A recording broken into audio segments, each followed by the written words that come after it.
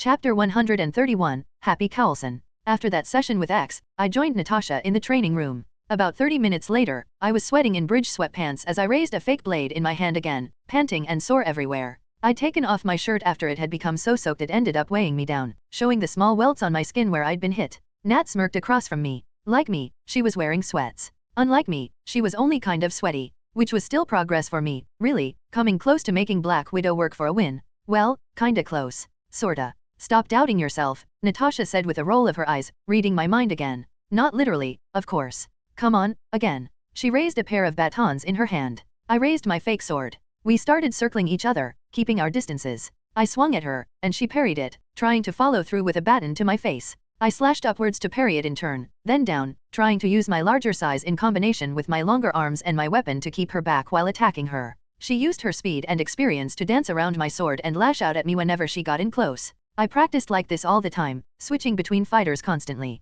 From the speedy assassins like Nat and May, powerhouses like Steve and Creel, fellow students like Sky, and even superhumans like Thor or Hulk, both of whom went very easy on me. Better to get my ass kicked by friendly assassins, powerhouses, and superhumans, right? Granted, when I was forced to duck under a baton tip before it could slam into my throat, the thought was a lot less motivating. You're getting faster, I noted idly, slashing at my teacher's stomach. She blocked it on a baton and slipped around a punch. I was always this fast. Nat backflipped away from a stab. When she landed on the floor, she crouched to sweep a kick at my legs. I jumped over the kick while stabbing down at her head. She rolled out of the way to stand across from me once more. I just had to go a lot slower whenever we sparred before. So I'm getting better? I asked, feeling excited at the thought. Just a bit, though Nat smirked. I felt like she was pleased. Not as much as Ruby, of course, but she does have an advantage. I guess she did start a lot younger than me. I stopped to block another baton, and soon the clattering of weapons slapping into each other over and over filled the room while Nat spoke. It's more than just training. She's had the perfect diet, genes, and mentality to build off of. I thought genes didn't have anything on hard work, I said with some strain. Genes by themselves don't have anything to do with it. But Ruby was literally born for this. Her genes are made so she heals faster. Her brain is built to take in information at a faster pace. She's built to be the perfect soldier. Nat overpowered me in our exchange, slamming her baton into my solar plexus. Air blasted past my lips as pain filled me. Gah! I staggered back, only to feel a foot kick me in the stomach while I was off balance. I slammed on my ass painfully and kept moving backwards, ignoring my pain to try and stand as fast I could, looking up at Nat with a grimace. I was surprised to find her looking thoughtful. She was never really taught to be a person though, and that kind of thing can break a person. Can end in them becoming obsessed with the wrong things. With the next mission. With power. With patriotism to a country that doesn't deserve it. But Ruby is doing a lot better now. She told me you let her borrow some books. Yeah, I said with a nod. Discworld. I didn't think she'd end up liking them so much. I raised my sword vertically before me. Good. Nat flipped a baton in her hands. She's a good girl. Just needs help. I wasn't sure what to say about that. I hadn't really known much about Ruby behind her being a cute little assassin brat who kept sneaking into my room to watch movies and steal books. Well, borrow without permission, because she did give them back. Needed to give that girl a library card. Anyways, Nat spun the batons. Enough talk. Come and hit me. I didn't take the time to respond, since I knew even cracking a joke would end in a good-natured ass-hooping. I ran in instead, thus really earning my ass-hooping. After my conversation/spar with Nat, I was still thinking about what she'd said about Ruby. I wasn't sure what she was so worried about. Ruby was a good kid. But then, I decided, after my shower and a bite to eat, to visit the little tyke. I was surprised when I found her in the labs of the tower, and I was even more surprised to find her talking to Shuri while a pair of Wakandan bodyguards watched carefully. Shuri had been in and out of the tower very sporadically. While Bridge and the Avengers were technically allied with Wakanda, we weren't invited just yet. So T'Challa and Shuri had to come across the ocean if they wanted to see us. T'Challa never really did, to be honest, since he was busy with Prince things. T'Chaka probably would have visited as well. But he was a king and politician, so I was guessing he had even less time on his hands. Which meant the youngest of the Golden Tribe, the name for the ruling tribe of Wakanda, was one I saw most often. The Princess of Wakanda was typing on her computer while Ruby spoke to her. I decided to ignore them for a bit, and walked up to the Dora Milaje instead. When I neared, one of them gave me an icy glare. Like all Dora, she was a beautiful black woman with some calluses on her palms and muscles across her body that showed she was a warrior. Granted, I only saw them because I knew what to look for. She wore a black dress, a golden necklace, and her head was shaved smooth. The other Dora Milaje was dressed the same, but she was a lot less hostile as I walked up.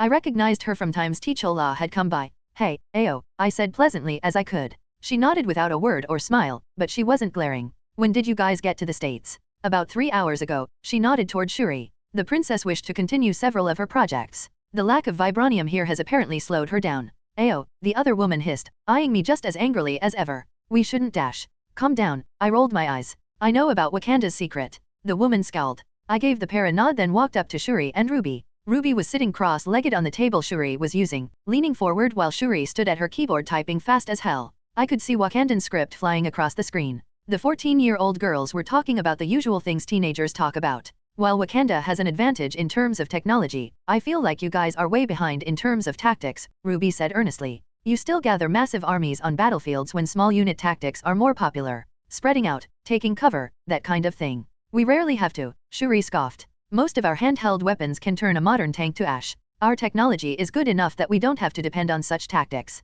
Not really, Ruby said simply. You know what I think? I think the fact you guys haven't been in wide-scale conflict might have held back your development of military tactics. You guys are so isolationist that you haven't had to advance them. And because your tech is so good, you never saw a reason to. Shuri looked over at Ruby with a face like she'd sucked on a lemon. You always insult other countries' military tactics to their faces. Ruby shrugged. Not really. I'm betting there's something I'm missing. I'm just telling you what I got from a brief overview. And you're right about advanced tech being a strategy in its own right. What are you making anyway? Well, I'm trying to make a few things. But right now, I want to find out. She stopped talking to blink in surprise when I joined them. Oh, Mahmoud. Shuri said in surprise. Sup, Ruby said with a small wave. Sup, I replied in kind while crossing my arms. What are you doing bothering Shuri?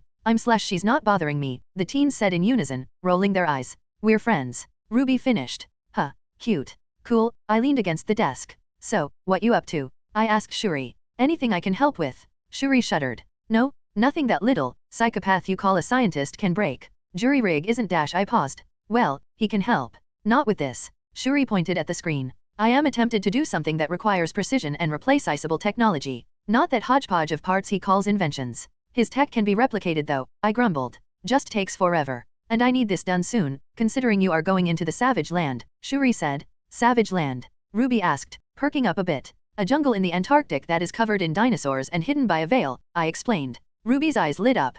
Dinosaurs. Yes, Shuri scowled at her computer. But my real issue is not the possible dinosaurs. It is the veil. Ruby stopped to stare blankly. Veil. Yeah, the whole of Antarctica isn't really ice. I mean, satellites have been able to see the continent under the ice and snow, but maybe they were really coming close to piercing the veil, I said while cocking my head. But that is only speculation, Shuri scoffed. I thought this was going to be similar to the way we hide Wakanda. Then I realized this must be a natural phenomenon, rather than a technological one. So I moved some of Wakanda's scanning satellites to try and get at the problem. We will need a way to pierce it. Otherwise bridge goes in without any communications, air support, or any of the nice toys that let them survive. She turned to give Ruby and I a wide smile. It has been so exciting, I can't seem to do it yet. Ruby blinked. Wait, you're happy about this? Not happy, I suppose, Shuri shrugged. I just like this. Taking a problem and working it. I usually don't deal with such things as well. Just improving current technology, rather than trying to beat something new. It might be magic, Ruby said hesitantly. Before I could say a word, Shuri seemed to glow with happiness.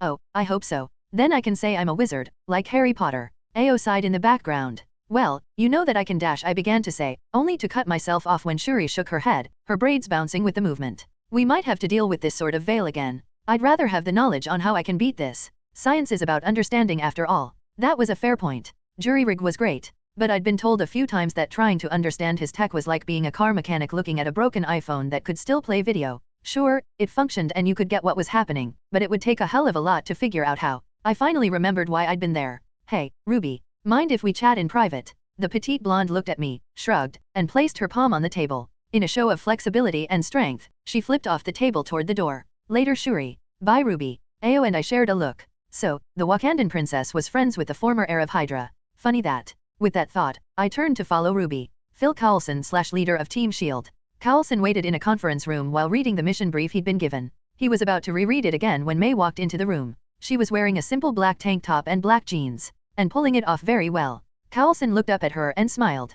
Hey, you're early. So are you. May moved to a stack of files, taking one for herself. Any chance Fitz and Simmons will be joining us? Coulson shook his head. No, they're officially working for Stark. You okay with that? He hesitated for a moment. I'm better. We got to talk earlier. Fitz was mad about some football game he saw recently. That was fun, he grinned. I love how he looks when he gets angry. Plus there's nothing funnier than an angry Scot. May smirked at that. Good. So what's the mission? Skye walked in then, interrupting anything Coulson would have said. She was smiling when she entered. It was odd seeing her in bridge gear, a jumpsuit similar to what agents like Maria had worn in S.H.I.E.L.D. Those guys probably had some extras. She was carrying a small case. Hey, Carlson. Just saw Simmons. Said she had this as a gift from Fitz. A gift? May arched an eyebrow. Carlson felt giddy as a kid. No way. Carlson tossed his file carelessly on the desk and walked up to Sky. Don't tell me he finished it already. Sky handed Carlson the case, who took it as gently as though it was a newborn, placing it on the conference table. The young hacker cocked her head as she watched Carlson almost reverently open the case.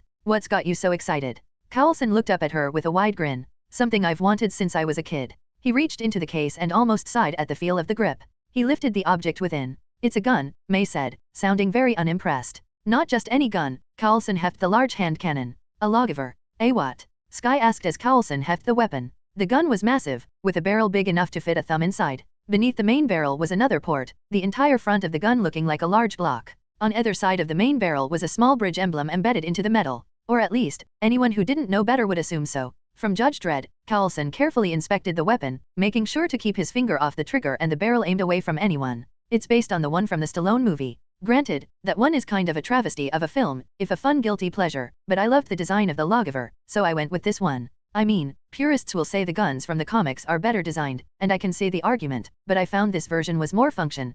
He looked up at Sky and May, who were both smiling at him fondly. Carlson smiled back a little self-consciously. You don't care. I care. Sky protested. When Carlson gave her a look, she coughed. I mean, I care, that you care. Nice save, said May. She nodded toward the gun. What can it do? Well, other than holding big honking bullets. Carlson pulled out a holster from the case and placed the gun within, replacing his standard sidearm. It also holds separate magazines of propellants and caseless ammo, so that I can do everything from ICERs, to incendiary, to blessed silver. He had to hold in his giddiness. Blessed silver? Sky asked with an arched brow. What, are we fighting vampires? We did end up having to kill demons in Rio, May pointed out. Besides, vampires are real, Carlson said casually. Ignoring the sputter that Sky let out at the news, he looked over at the door when two people walked in. My apologies. Dr. Octavius said hurriedly, rushing in and taking a seat. We had no idea we were late. Dr. Kazuma strode in much more placidly, her green scales glimmering slightly in the light as she sat next to Sky. I don't think we are. In fact, we're all early, Carlson said.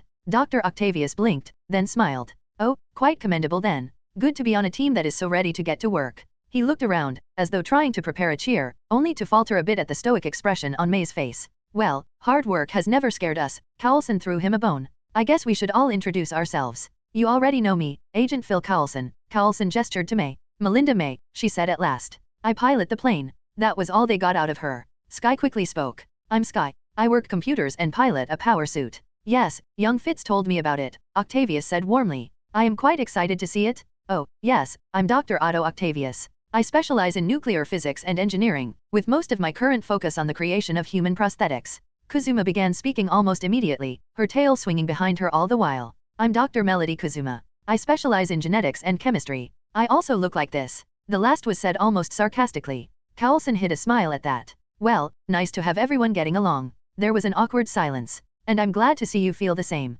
Speaking of feelings. Swamps. Carlson tossed the files on the table to Sky, Kazuma, and Octavius. How do those strike you? Gross and slimy, Sky said while opening her file. And PAR for the course for us. Fascinating, Octavius answered, not yet opening his file. Full of exquisite wildlife and vegetation. And of course, quite dangerous to the unwise. He's not wrong, Kazuma said in agreement, already reading even as she spoke. Swamps are great places for research materials. But spending any time in them means dealing with disease-carrying insects, fog that can come out of nowhere to leave you lost, not to mention things like alligators and poisonous snakes. And yes, they're gross and slimy. Carlson looked at May. His fellow agent shrugged. She's not exactly wrong.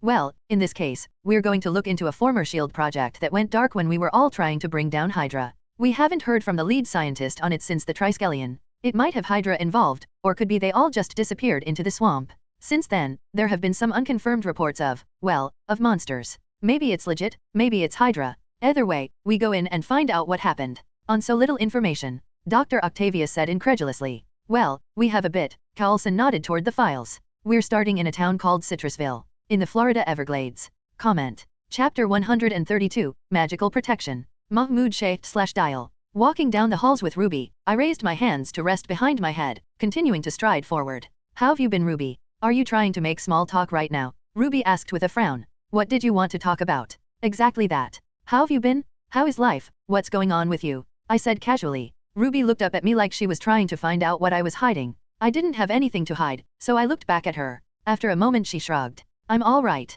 Training mostly. And reading the books you gave me. I'm glad Shuri is here though. That makes sense. I guess you don't have a lot of people your age around here. I mumbled. She scowled. Like I'd have anything in common with other kids. I mean, Shuri is Wakandan, she comes from a warrior culture. What am I gonna talk to other kids about? Music, TV, cute boys/girls/ non-gendered aliens. I said uncomfortably. There are a lot of things you can talk about. It doesn't have to be all Avengers all the time. She scoffed. What's the point? Even when I was with my mom I never had to worry about being friends with anyone. Her voice hitching when she said, Mom. I thought for a long moment. Family. That stuff seemed to belong to another world now, in more than just the literal sense. Unbidden, the image of my nephew popped into my head. It had been months since I saw any of my family, longer for some of them. My nephew was, well, he'd been an unexpected and beloved surprise. A cute little scamp, who loved video games, hanging out with me and my brothers, and not eating. Seriously, the kid seemed to hate food, which I found odd. I missed him. I missed all of them. Sure, my current life was cool, except for the scary as shit moments.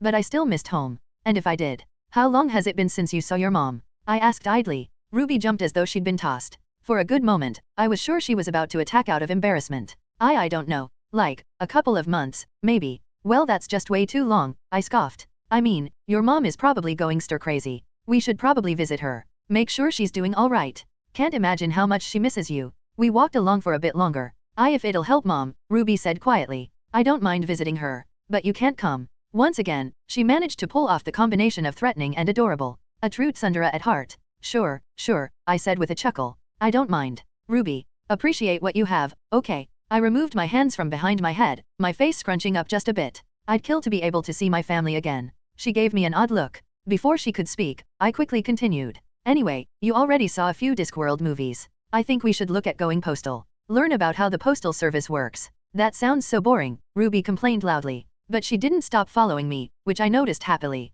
Yeah, right up until the Banshee assassin. The next couple of hours were just me and Ruby hanging out and watching a fun movie. She was a good kid, but she had to learn to accept the human parts of her. To be willing to miss her mother, to look for companionship. But what do I know? I'm no therapist. All I knew was that hanging out with Ruby felt like watching out for the family, and that was good enough. It wasn't until later that I found the female Avengers had an adventure while Ruby and I were hanging out. May 16, 2014. Phantasma. Phantasma and Mikhail walked side by side through the Avenger Tower's halls, Phantasma speaking. She was wearing a pink dress with flowers on it, having felt very cheery that morning, while Mikhail was in his best military dress. Mr. Fury said we are not in trouble with the city but we should avoid having a night out like that again, at least for a long time, Phantasma said sadly. I don't know how we even got to that point. Things just dash. Mikhail chuckled, interrupting her. Don't worry, little one. These sorts of things happen when soldiers party. You will get used to it. And I am glad our new allies took you in so easily. Phantasma's sadness quickly turned to happiness. Oh, yes. It was very fun, even with all that happened. They were very nice. Good, Mikhail chuckled. What about you? Phantasma asked curiously. How did your trip with Mr. Stark go? Mikhail's smile turned a bit darker. Oh, that went well. We went to Colorado, then back home to drop off an old friend of the Russian government. He'll be enjoying our hospitality. Phantasma looked over at him. Mikhail, for all his joviality, sometimes showed a dark side. Now, the pleased look on his face made her want to shiver a bit. Then he looked at her. His smile became much warmer immediately. He wished to speak with you by the way. She scowled. What about? Using your magic as he scans you. Her scowl became deeper. No, I am tired of tests. That had been a huge portion of her life at one point. Scientist poking and prodding her over and over, trying to find some way of replicating her powers. They didn't do anything too invasive, as Boris and Mikhail wouldn't let them, but it was still a trial. If that is what you wish, Mikhail said respectfully. He did also want to ask about the possibility of magical protections on the Avengers Tower. Here, Phantasma stalled. Magical protections. That was a thought. She had spent some time on the Winter Guard base putting spells on the walls and doorways in an attempt to stave off things like demons making their way into the complex, something that had been amusingly annoying to Chernobog, who found himself constantly with headaches before she managed to adjust the spells. Otherwise, his constant migraines and cursing were hilarious to behold. A project that might have been slightly laughable, until Rio proved the existence of such things, if much weaker than what could have appeared. And the Avengers Tower, while well defended by technology, was ill-suited against magical onslaughts. He'll scan me while I do them, won't he?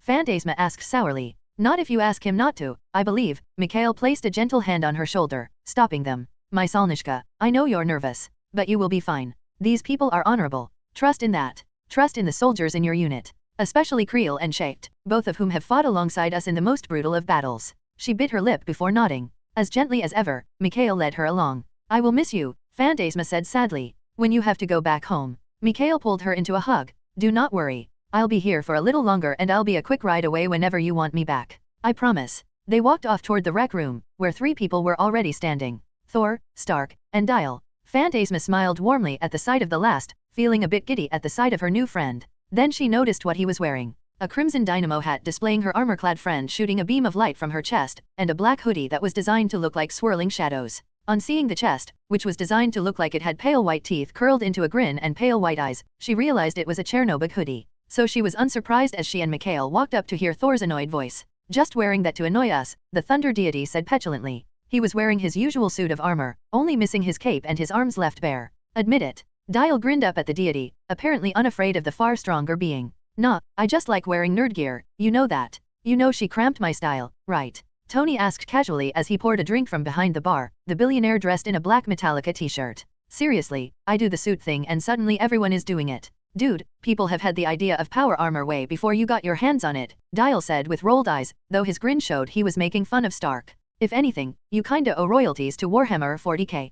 Fanboy, Stark said as though from long habit. Seriously, I'm going to buy out whatever factory is making those things just so I can burn them. You would have a long and hard fight, Mikhail said cheerily as he and Phantasma joined the trio. I believe the Russian government is rather possessive of them. Stark brightened at the sight of Mikhail. Hey, Misha. Thought you'd be fighting off jet lag. I am used to the rigors of travel. Mikhail moved to pull out a seat for Phantasma, only for Dial to beat him to it. He gave the young man a nod before taking his seat, Phantasma sitting next to Dial. Are you so bothered by the idea of Galena, Stark? The billionaire shrugged. Nah, I kinda want to trade tips with her, to be honest. Can't say I like your guys making the direct comparison between me and the little Russian that could though. Mikhail grinned at that while Phantasma frowned. And Chernobyl. He is an evil god, Thor said, sounding almost incredulous. Of course I don't like him. How? Thor looked around at everyone. Why are you all okay with this? Dial shrugged. He was pretty creepy, but he seemed to like me all right. I don't like him, Mikhail added. So I am in the same boat as you? He is a monster, Phantasma admitted. If a useful one. And his stories are interesting. Indeed, Mikhail nodded. Hearing tales of Chernobyl insulting or disturbing zealots is quite entertaining. Still, he's an asshole. Asshole, Dial added. Asshole, Phantasma sighed sadly. Thor seemed almost pacified by those admissions before Tony spoke. Sounds tough, but I think I can get over that, especially for a good story. I mean, I'm friends with you, aren't I? Wadash. Thor gaped at the Iron Avenger. I'm a good god. You tried to electrocute me the first time we met. Point break, Tony pointed out. Not a great first impression. Thor didn't seem to know what to say to that. Tony grinned at him and passed him a drink. I'm kidding, Thor. You're the only god I like, you, big baby. He took his drink and mumbled into it. Better be. Electrocute. You'd have just passed out, wouldn't have even been hurt. Phantasma giggled quietly. Dial turned to look at her. So, I heard from Jen that you guys had a crazy night. Tony looked at her as though pleased to find a new target to tease. Is it true you set a building on fire your first night on the town? Technically that was the meth lab exploding, Phantasma mumbled while blushing. I'm so proud. Stark passed her a drink. She was surprised to see it was a milkshake and gave him a confused look. Stark explained. Ever since Dial joined up, I made sure to have a bunch of ingredients for non-alcoholic stuff. You want some real booze? She shook her head, taking a sip of her drink instead. So, Stark poured himself some whiskey. I'm guessing your dad here already told you about what I asked. Phantasma blushed. Mikhail isn't my father. Stark scoffed. Cute. Seriously, what do you think about magicking up this place? Before she could respond, Thor spoke. That is an excellent idea. I've often thought that having such defenses would be good for the tower. That would be so cool, Dial said in soft awe. Magical and super tech defenses. At least we'd attempt making this place invulnerable even if it inevitably fails. Wow, way to bring us down, Stark said sarcastically. Sorry, Dial winced. That's my inner nerd talking. You have an inner nerd. Stark snarked. So what, this is you as a jock. I'm sorry, of the people in this room, who is the only one who can speak in ASCII? Dial snarked back. I'm sorry, of the people in this room, who has had sex with supermodels. Tony said right back. You sure you wanna brag about that? Dial said with a grin. 'Cause Pepper would love to hear that. Tony scoffed and looked back at Phantasma. Fanboys week game aside dash. I'm dating Jen. Dial protested. More like she's dating you, Tony said without looking away from Phantasma. What do you think? Phantasma sipped at her drink while thinking. I can offer some useful spells. However, I need some time to ask you questions, to make sure they do not interfere with the technology you have. That may mean I'll have a more intimate understanding of the tower than you are comfortable with. Stark frowned. He looked almost uncomfortable. Then Dial put a hand on her shoulder, surprising her. Phantasma is cool, Tony. We don't have to worry about anything. She smiled at him with some relief. Dial trusting her so much just felt good. It may have been naive, but it was something refreshing to behold. Stark still seemed unsure but still nodded.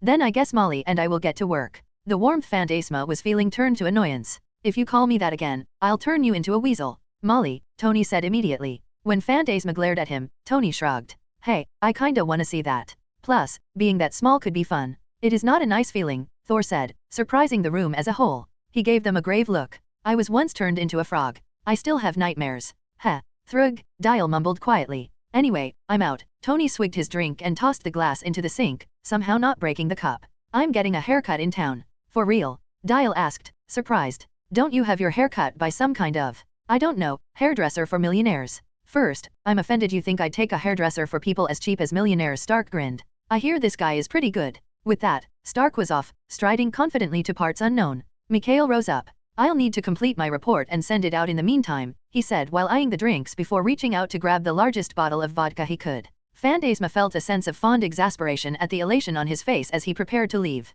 Will you be okay here? Mikhail asked Phantasma. She nodded. Yes. Talk to you later. Of course, Solnishka. With another fond smile, Mikhail walked off, leaving her with Thor and Dial. She looked between the God of Thunder and the Universal Dial, as both were called, among a host of titles. There was an awkward moment before Dial spoke. So, Thor, how's Sif and the Warriors 3? I know they're still on Midgard, but I haven't seen them for a while. Thor nodded, looking more cheerful immediately. Yes, they are. We were planning to spend some time out in the city. Is that good idea? Phantasma asked without thinking. When Thor gave her an almost offended look she winced. It's just, I know they might have an issue with culture shock. It's bad enough for me and I'm from Earth. Thor's face cleared. Ah, you are quite correct, Lady Phantasma. That is exactly why we must visit the city, so that they may see how Earth has changed in our absence, both the good and the bad. Dial cocked his head to the side thoughtfully. Yeah, that's fair. You want anyone to come along? I mean, you've gotten better, but you tend to have some problems with Earth culture to some days. The God of Thunder scowled. No, I don't.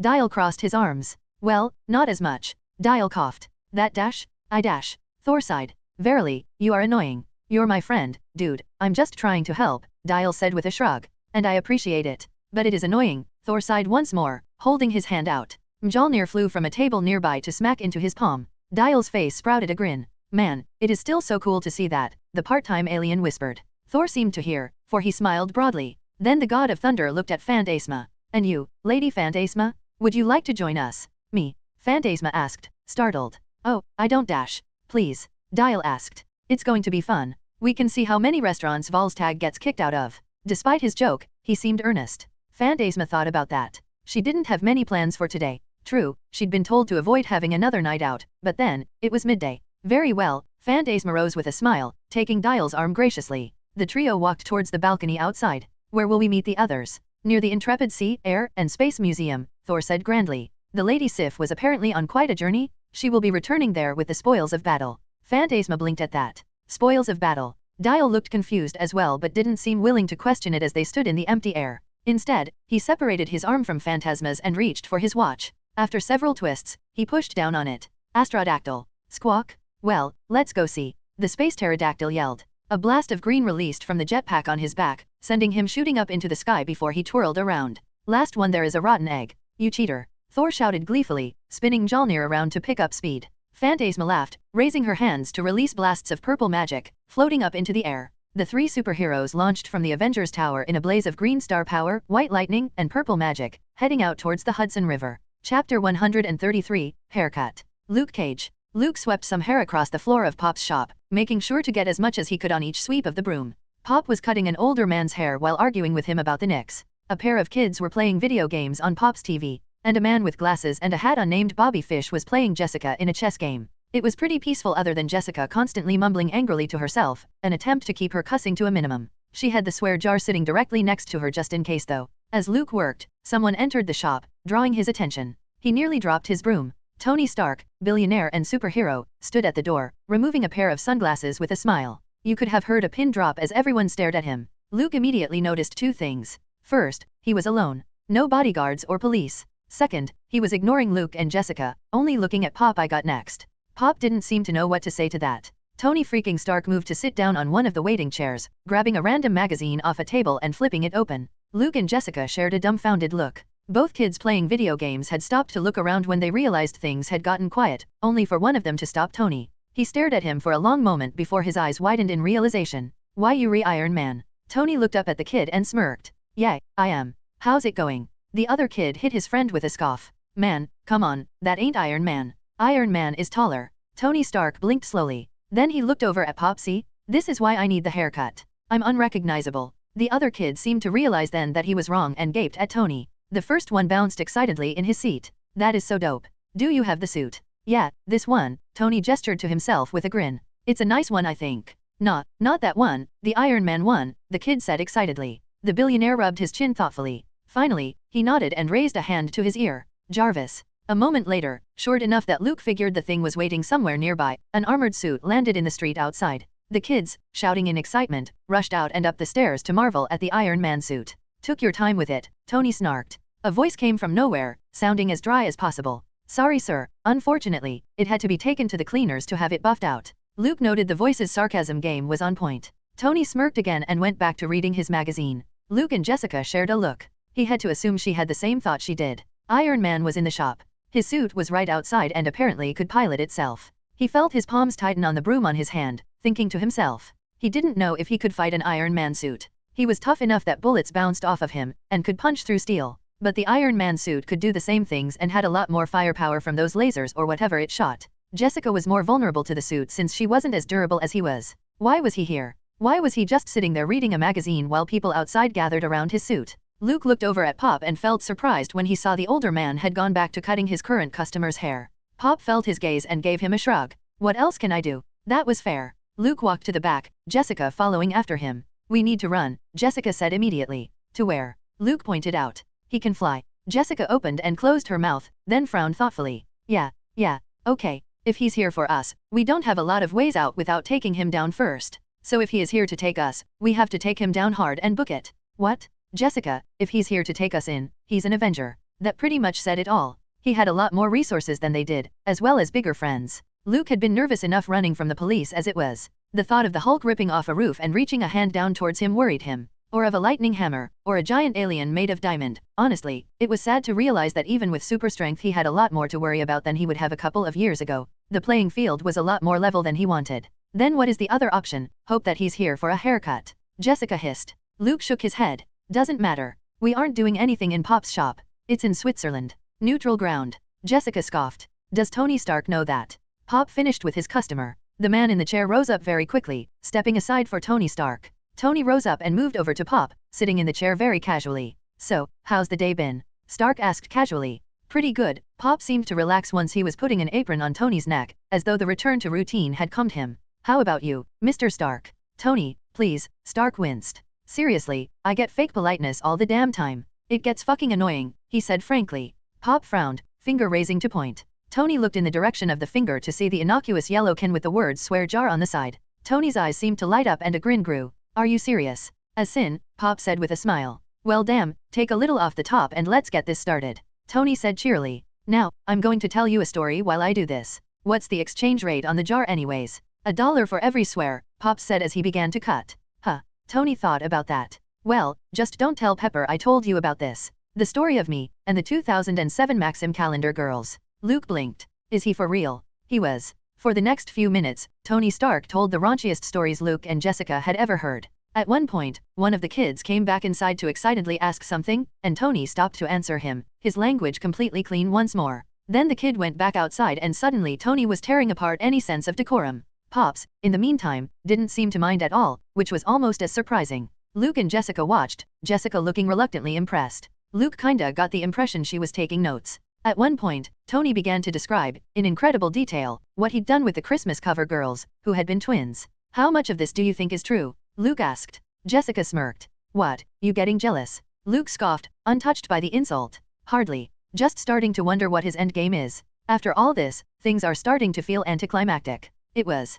Luke was starting to feel like hiding in the back was an overreaction. Tony was just sitting there getting a haircut and running up his swear jar tab, which people did do from time to time, honestly. Not because they wanted to disrespect Pop but rather to have an excuse to reward the man for all his good work. Honestly, the fact Tony stopped when the kids were around were the only reason Pop was letting him get away with it. If he wasn't doing it just to raise his tab, Pop wouldn't have been half as willing to let it go. Actually, they're all nice girls, Tony ended. I should have them over for a party or something. Anyway, we all good. Just about, Pop said. If you've stopped turning the English language into a cesspool, he ended with a wry smile. It's the best language to swear in, Tony joked, before frowning. I guess Russian is pretty good. So is Greek. Japanese is fun. You know what, rain check on those, Tony shrugged as the apron was swept off of him. Tony leaned forward to look at his hair. To Luke, there was no perceptible difference, but the man seemed satisfied because he nodded and reached for his wallet. Here you go, Tony handed Pop several bills. Should be exact change, right? Pop looked it over and grunted. Huh,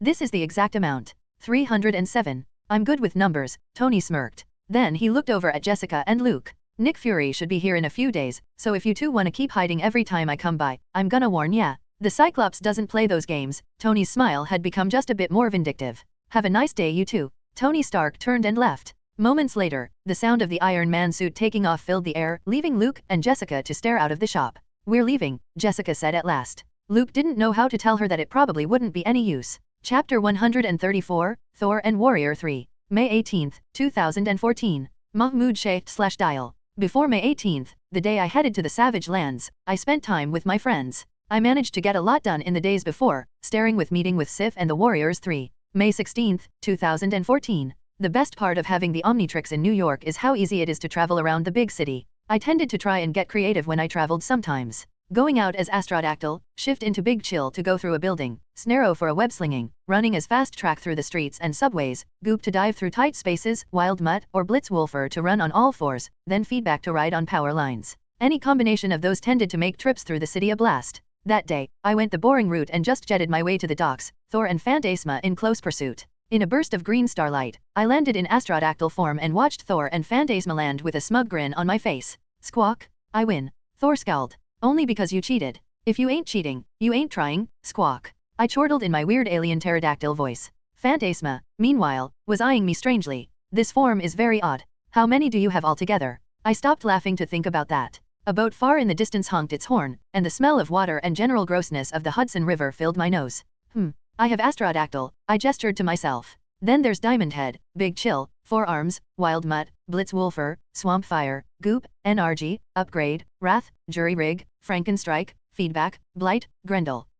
Who am I forgetting? For some reason, Thor looked almost offended. He went to say something, only for the light bulb in my head to ding. Oh yeah, Thor smiled, apparently pleased. Fast Track? Can't believe I forgot about him. Thor stared at me like I'd killed his child. What about Sandras? I frowned. I mean, he doesn't really count. Doesn't count. You said that if I turned into him he might turn New York City into a desert. He still counts. Thor argued. Phantasma stared at me, then at Thor. Is that form truly so powerful? Absolutely, Thor said. Kinda, I said. We shared a look. Thor glared before sighing. Well, it has problems right now. It's my Asgardian form, I explained softly. He has the power to control sand, we think. You think? Phantasma crossed her arms and gave me a look, the kind Nat and Jen did when they were trying to figure out if I was being ridiculous on purpose. Well, it's kinda up in the air right now, I said with a shrug. Whenever I turn into him, he feels like my most powerful form. But then he just sort of overpowers? I don't know, it's like he gets so strong it ends up collapsing in on itself. Squawk. I thought back on that. Sandras was insanely useful in the few sessions I'd had to test him out. He was basically Gaara from Naturo, having the power to crush with huge waves of sand or slice opponents with small grains that tore through the ballistic gel bodies we'd had used for testing with the same force as a .50 cal rifle bullet. In other words, an easy kill shot. A terrifying idea overall. The only problem, as I told Phantasma, was that he seemed to be testy when it came to how long he could be used. I often ended up only using him for around 2 minutes. Plus, Thor was nervous about the form. It shouldn't technically exist, which I figured was a point to Azimuth and his badass scientific genius. At least have respect for the form you gained from me, Thor grumbled. I do respect it. But it's hard to count it as a form when you keep having me promise to not use it, I grumbled. Seriously, I just want to Sabaku a dude once, I said, referencing the signature move of Gaara the badass Naruto ninja. Well, I wouldn't be squeezing a guy to death like a melon of course, but still. Thor crossed his massive arms. I understand. Were I to have access to immense power, yet was told not to use it, I would also be annoyed. But I want to have my father or his experts speak with you first. A new Asgardian of such power should at least be examined. A human becoming a god doesn't happen every day. The devout Muslim in me kinda winced at that, but I was able to focus on the real issues. Fine, fine. Just let me know as soon as I can visit Asgard. I want to take selfies in front of the destroyer armor. The god of thunder seemed irritated for some reason, glaring at me. I grinned. I'm kidding. Kinda. Phantasma chuckled lightly, while Thor seemed to be hiding a smile as well. Yes, well, that armor has caused me quite a bit of trouble before, so I don't mind the idea so much. Is it magical in nature? Phantasma asked. I'm self-taught, so I've been curious about how magic is used in other cultures. Thor opened his mouth and closed it while seeming a bit sheepish. It might be. My father never told me, and I have never been one for the mystical arts. My mother was raised by witches, but I did not learn anything about it from her. I regret that sometimes. The last was said with a quick and sad smile. Phantasma and I stood there silently. I thought of my mother, a kind, if quick-tempered, a woman who worked way too hard for her family. I missed her. I would have given anything to hug her again. Same with the rest of my family. Phantasma spoke then. I never really had that sort of thing. I was always alone. Thor stepped forward after a quiet moment and clasped her shoulder, giving her a kind smile. You are not anymore. I can promise you that. And I will try to find a way to aid you with your magic. Dark as it is, he frowned. I must say, it is rather incredible that you can use such corrupting spells without being mutated or having your soul destroyed. Phantasma chuckled, purple eyes flashing with dark humor. Chernobog says that too. Even if he's vaguely unhelpful all the time, she scowled. He either makes fun of me or gives me too much information. That doesn't surprise me, Thor said with a growling tone to his voice. Dude, what the hell happened between you two? I asked with an arched eyebrow. I mean, this isn't just hero vs villain god type hate, you guys sound like you have real beef. Thor and Phantasma stared at me blankly. Beef? Phantasma asked. Thor, looking just as confused. Bad history. Ah, Thor frowned. That is, a long story. Involving a place now known as Svalbard and that monstrous god. I'll tell it to you, but not until I am roaring drunk. He didn't say it funnily. Thor sounded tired. Like he'd been through hell and just wanted to rest afterward. I forget sometimes that Thor wasn't just a badass and fun friend of mine. He's an ancient being who has walked along with mortals for millennia, fought beings that would have left me shattered before the Omnitrix, an old and powerful man who was once revered for his power.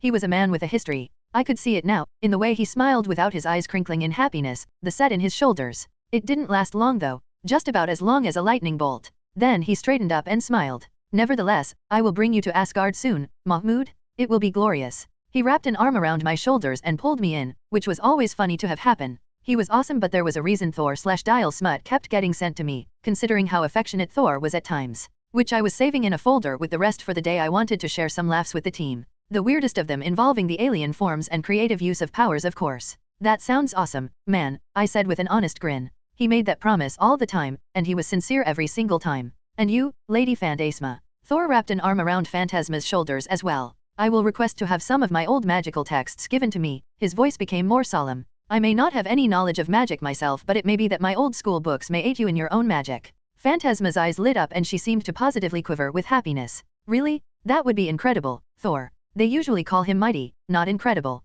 That belongs to someone else. I snarked. Phantasma gave me a mock glare. Ah, she has arrived, Thor said, pointing in the distance at a ship. With my alien eyesight, I could easily see just what he was talking about. I stared up at the boat in front of me as it came into view. It had been a yacht. A big-ass yacht. Probably a very nice yacht once, those kinds that had 4 floors. This one had been through hell though. The entire ship had dents, scratches, and tears across the surface. Around half of the windows were boarded up, and the crew members, despite all grinning, had cuts and bruises everywhere. The boat came in as Lady Sif stepped out of the cabin to smile down at us. Greetings. Squawk. I said wide-eyed. Sif, what the heck happened? We went treasure hunting, one of the passengers squeaked. A tiny peroxide blonde woman, she lifted a golden necklace over her head proudly, getting a savage grin from Sif. The boat was tied to the dock and the passengers started coming off with Sif coming off first. I thought it was her week off, I mumbled to Thor as I watched passengers carrying gold and what looked like pieces of meat from sea animals off with them. Seriously, her day off and she'd gone on a crazy-ass adventure? Most people would have fun, but this seemed a little next level. Damn. Thor nodded. Yes. I keep telling her to relax. I recoiled to turn my pterodactyl sight towards him. He was serious. Man, Vikings don't fuck around when it comes to partying. Friends. Volstag's voice drew our attention. The massive man was striding towards us with a wide grin, followed by Fondrel and Hagun. The warriors 3 were dressed in their usual, which mean that, combined with the beat-up ship and the proudly grinning rich kids and alien superhumans, we drew a lot of attention. Sup, Squawk. I said with a wave. Greetings, Phantasma bowed slightly. Thor stepped forward with wide arms and a wider smile. My friends? All together once more. Sif stepped off the ship to finish her goodbyes to her friends, hostages, partners in loot. So, where shall we start? The mighty Thor said bombastically. To greet this lovely thing, obviously, Fondrel stepped forward, eyes alight at the sight of Phantasma. He bowed graciously. My lady, where was Thor hiding such ravishing beauty? Truly, you are the reason men must wish to come to Midgard. For if I had known of your existence, I would have fought my way through Muselfium to dash. Dude, I said dryly. Tone it back a step. Her dad is a grizzly bear. Fondrel scowled at me, while Hagun smirked behind him. Phantasma was grinning. Guess she thought he was funny, which, yeah, Fondrel was fun. Food. Volstagg said with relish. The food on Midgard has become quite delicious. I wish to sample more of it. You'd sample it even if it wasn't delicious, Fondrel scoffed. I dash. Volstagg began to say, only to stop. He rubbed at his fiery red beard with a mumble. Well, I'd be a lot less eager. Thor barked out a laugh while Sif joined. Very well. Come, friends. To the nearest dining establishment. So yeah, we went out to eat. Nothing crazy happened, which was nice if a bit boring. We went to Denny's to eat more pancakes than anyone ever had. The combination of 5 Asgardians and a witch who used calories to fuel a lot of spells causing real damage to the food supply there. I ate normally until I decided to cheat with the Omnitrix, switching from Wild Mutt, to Forearms, to Wrath. Combined with the people taking pictures and the Warriors 3 destroying mugs every time they wanted more coffee, we had a good time before getting asked to leave. When I got back to the tower though, I had a different experience that was interesting for its own reasons. Chapter 135, Here We Come. I finally introduced Tony Stark and Steve Rogers to Avatar, The Last Airbender. I set up the camera and made sure it was pointed at the two in front of me. Is this really necessary? Steve asked in confusion. He was sitting on my couch in my apartment wearing a shirt depicting his shield and looking a little awkward. Yeah, Tony agreed, his hair freshly cut and wearing a shirt with his helmet depicted on it. I feel like I'm on the casting couch here. Because I'm just gonna put it out here, I don't care how handsome Steve is, I'm not Dash. Okay, no. I shouted hurriedly with a wince. Dude, this is what people do? And people are gonna want to know about what you guys thought. Tony rolled his eyes while Steve seemed confused. Okay. Steve stared at the camera. So what do I do? Just talk about how you felt while watching it. What you liked, hated, felt worked best. Your honest reaction. I said giddily. Steve looked at Tony. The Iron Avenger shrugged. Steve looked back at me, and I gestured toward the camera. He looked down at it and gulped. Well, I liked it. And? I asked leadingly. He frowned. Well, I liked the characters, mostly because they were very relatable I think. And I know you said that Aang reminded you of me, but I think Sokka worked better. Watching the soldiers go off to war, wanting to do everything I could to help. That resonated with me. That was fair. I mean, on the surface the frozen in ice thing was the only thing Aang and Steve had in common. I didn't get what I was supposed to be so excited about, to be honest, Tony admitted. I mean, it was good but I didn't get a lot of why people are so gaga for this show yet. I think for me there's a disconnect, Steve said. Because you guys are used to animation being so good in the modern day, but this just way ahead of any animation I saw as a kid. That was really beautifully drawn. Tony shrugged. Well, I kinda want to find out what the hell is the Fire Nation, and that Uncle Iroh guy was cool. The whole bending thing was cool, even if that Katara chick doesn't seem to do anything impressive with it. Are there other kinds of bending they haven't discovered yet? Yes, I said in excitement. And man you're gonna love it. Tony still seemed unsure, as did Steve. But they would learn. They would learn. Okay, next episode. That was going to go well, I could tell. Of course, not all of it was hanging with gods and watching cartoons. More work was always available and Director Hill was always updating us. Because I don't know if you know this, but superheroes don't really get days off. And honestly, that was especially prevalent on the 17th. May 17th, 2014. Why the hell is he even running? I yelled angrily as I sped on top of power lines in feedback form. Some guy had just robbed a bank and booked it in his car while I was patrolling nearby. He'd taken one look at me, screamed, then peeled off through the streets. My two-toed feet bounced from line to line as I pulled in power from the city itself, my plug-like head tendrils flowing behind me while I sped after the bank thief. Seriously, a bank thief? In a part of the town that was only a mile away from Avengers Tower? This guy had better be the Shocker or some other badass supervillain because it wouldn't end well. I lamented that I couldn't just absorb the guy's car battery. Granted, I could get close enough to do it fairly easily, but if I just pulled out all of its energy at once then the car might go spinning out of control. Which, by the way, why did New York City choose now to have no traffic? You clear things up when a random hood goes on a joyride? Damn it, I'm gonna break your legs, I grumbled as the guy skidded around a corner and into an alleyway. I leaped off a power line to jump towards a building across the way, ran for a couple of steps, then jumped again to get a good view of the car as it sped down the alley. Okay, nobody in the alleyway, not even a dumpster or bags of trash that could have a homeless person hiding within.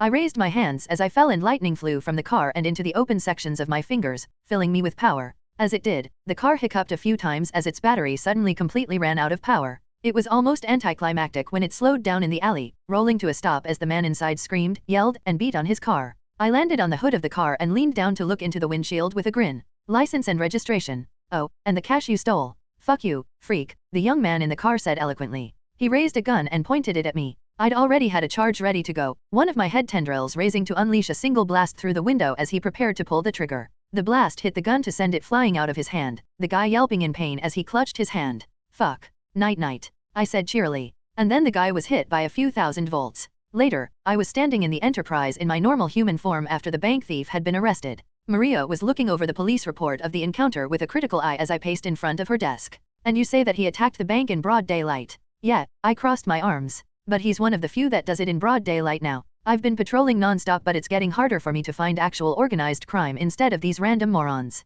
People aren't doing crime in the open as often. Along with the bank thief, I'd stopped a single mugging, a purse snatching, some woman who had stabbed a man on the subway and saved a guy from a car crash. Standard stuff for New York City. But nothing from the mob or anything on that level. Just the crimes of desperation that existed everywhere, even after hours of hunting for trouble in every form I had. I'm worried about that. I'd like to think that the gangs are all about to go straight and leave me with nothing but random crimes I can stop, but I doubt it. Fisk is still a problem. I wasn't an idiot. I hadn't just told Hill about the various superhuman threats. Fisk was a massive threat in the comics with nothing but money and connections, bad enough that he'd become a terrorist-level threat. Hell, a lot of villains in the comics got elevated to super off their sheer determination and brilliance. Or just plain luck. Can't forget the Hood, a 2-bit criminal who ended up threatening reality itself. I know. But the FBI has had issues tying him to any sort of crimes, Director Hill sighed. The criminal underbelly in New York City has been adapting to our presence. They don't use any communication that can't be burned or said in person. They're avoiding any crimes that can't be done by proxies. The fact is, I can't help any further either. Bridge has to focus on the international stage, and New York City isn't the entire world. Fair enough. Then I'll just keep grinding, I guess, I sighed sadly. Hopefully the Marvel Knights can take over where I can't. Anything I should know about? You didn't call me up here just to talk about some random bank thief. A few things, the director waved a hand in the air. We've found some things out about the Rio incident. Namely, that we have some ways to send people back. Really? I asked in confusion. Time travel, just like that. Not quite. Director Hill steepled her hands together, eyes narrowed. From what our scientists tell me, the instant we send people back we are creating alternate universes. The sheer fact that they came forward or backward to land in our present means they have some knowledge of the future, and our ability to mind-wipe people is only partially helpful. We managed to find a way to stabilize a few of the portals to send people back. Some have asked to stay, such as that family from the 100 Years' War. Can't blame them, since they have a better chance in our time. Others, like the young doctor from the year 2098, are going back. Nobody asked that guy questions. Not even me. Whatever future he came from didn't involve us from the second he'd arrived after all. Knowing about a future that was never going to happen was a waste of time and resources, preparing for outcomes that just might never happen. It's all more than a little mind-bending, Director Hill said, looking more than a bit tired.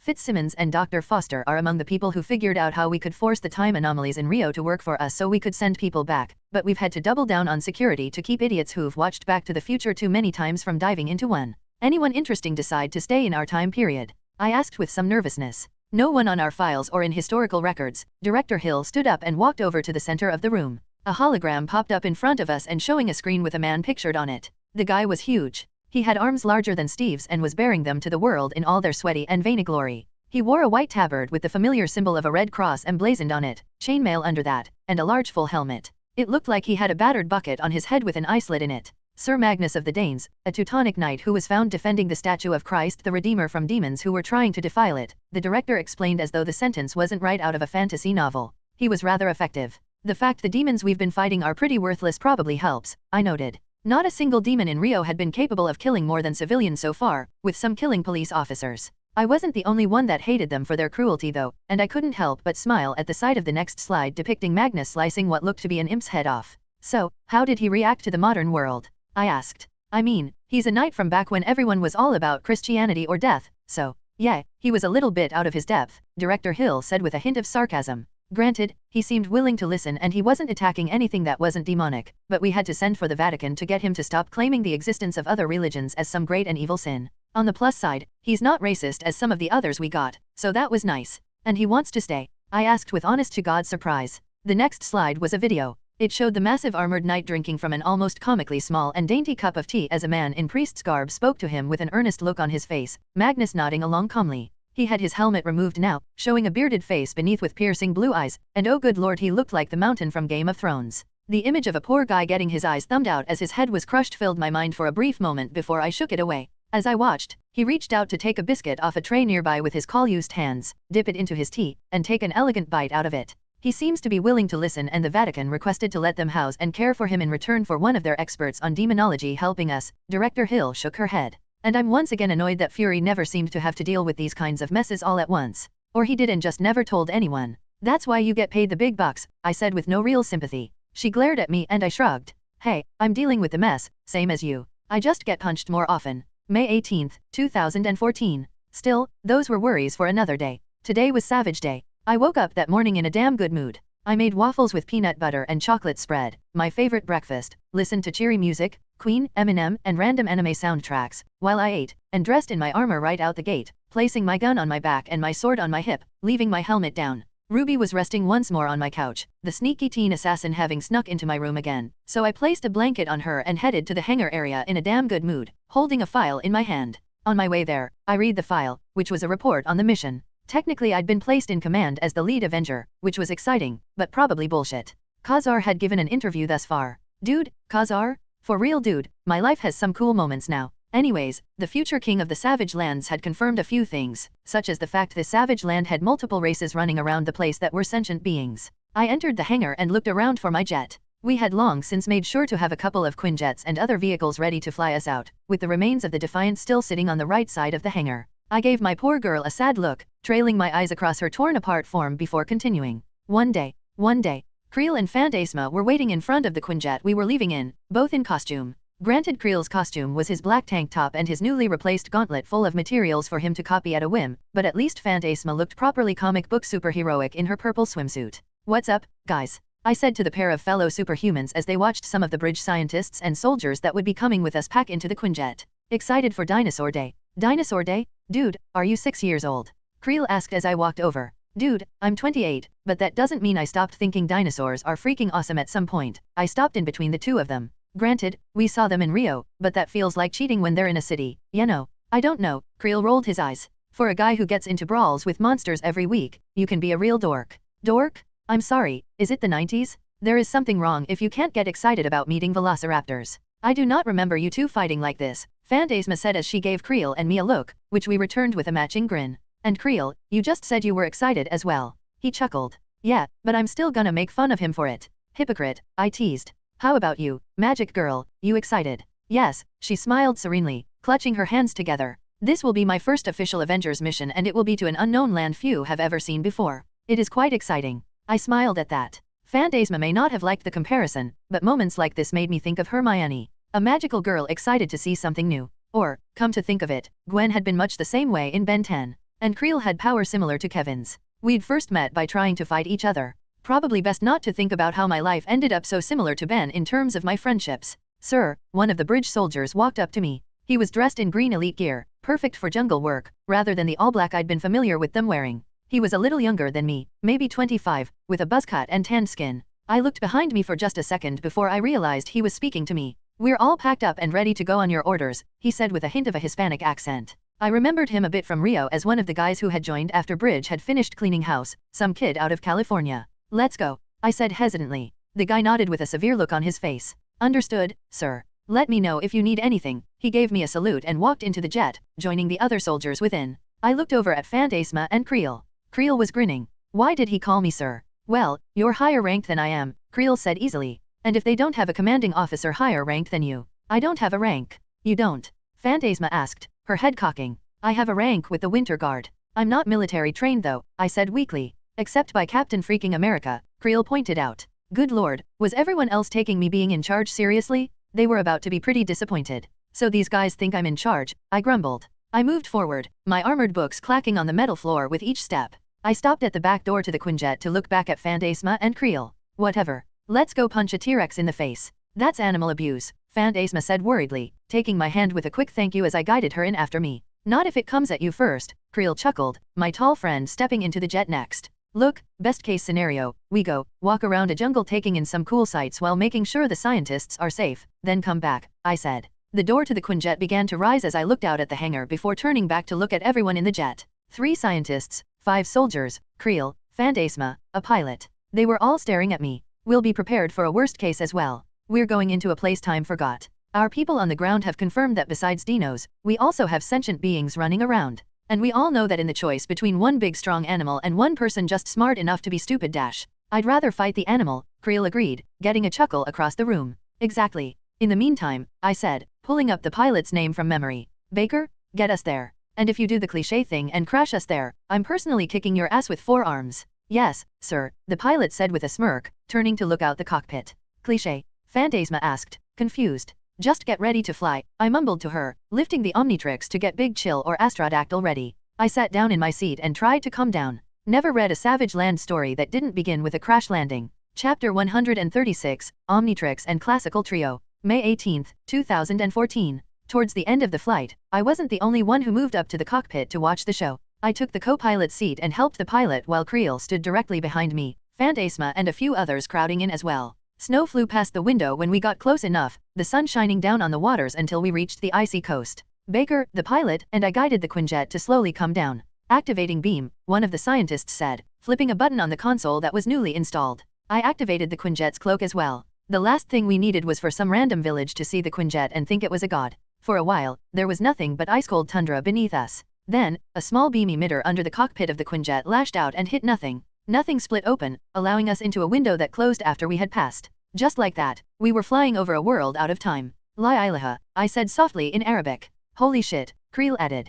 Baj himoy, Phantasma mumbled. The jungle swept around for miles beneath us, disappearing in the distance. We were low enough to see rivers going through the trees, fields of tall grass in the distance, and lots of green. This is crazy, one of the soldiers said softly. Welcome to the Savage Land, baby. Crazy Central, I said with more confidence than I felt. Despite my amazement, I was still working the controls, feeling tense as I prepared for the inevitable crash. Oh my god, one of the scientists said in awe, leaning over to take a closer look at a nearby field. We all shut up and stared at the sight. It was next to a large river, where the grass was lowest, allowing a clearing for water drinking, with clear lines of sight in case of predators, which meant they could drink in relative peace. I joked, quipped, made all sorts of cavalier comments about the prospect of dinosaurs. I'd seen a few in Rio, but seeing them like this was incredible. Under cloak, the dinosaurs below couldn't see or hear us, so we were able to peacefully watch without disturbing the animals. Brontosauruses were standing near the water, stretching their long necks to sip at the clear blue river or reaching up to the tops of massive trees for leafy greens while a few of their babies roamed around them, one trying to climb up their parent the way all babies did.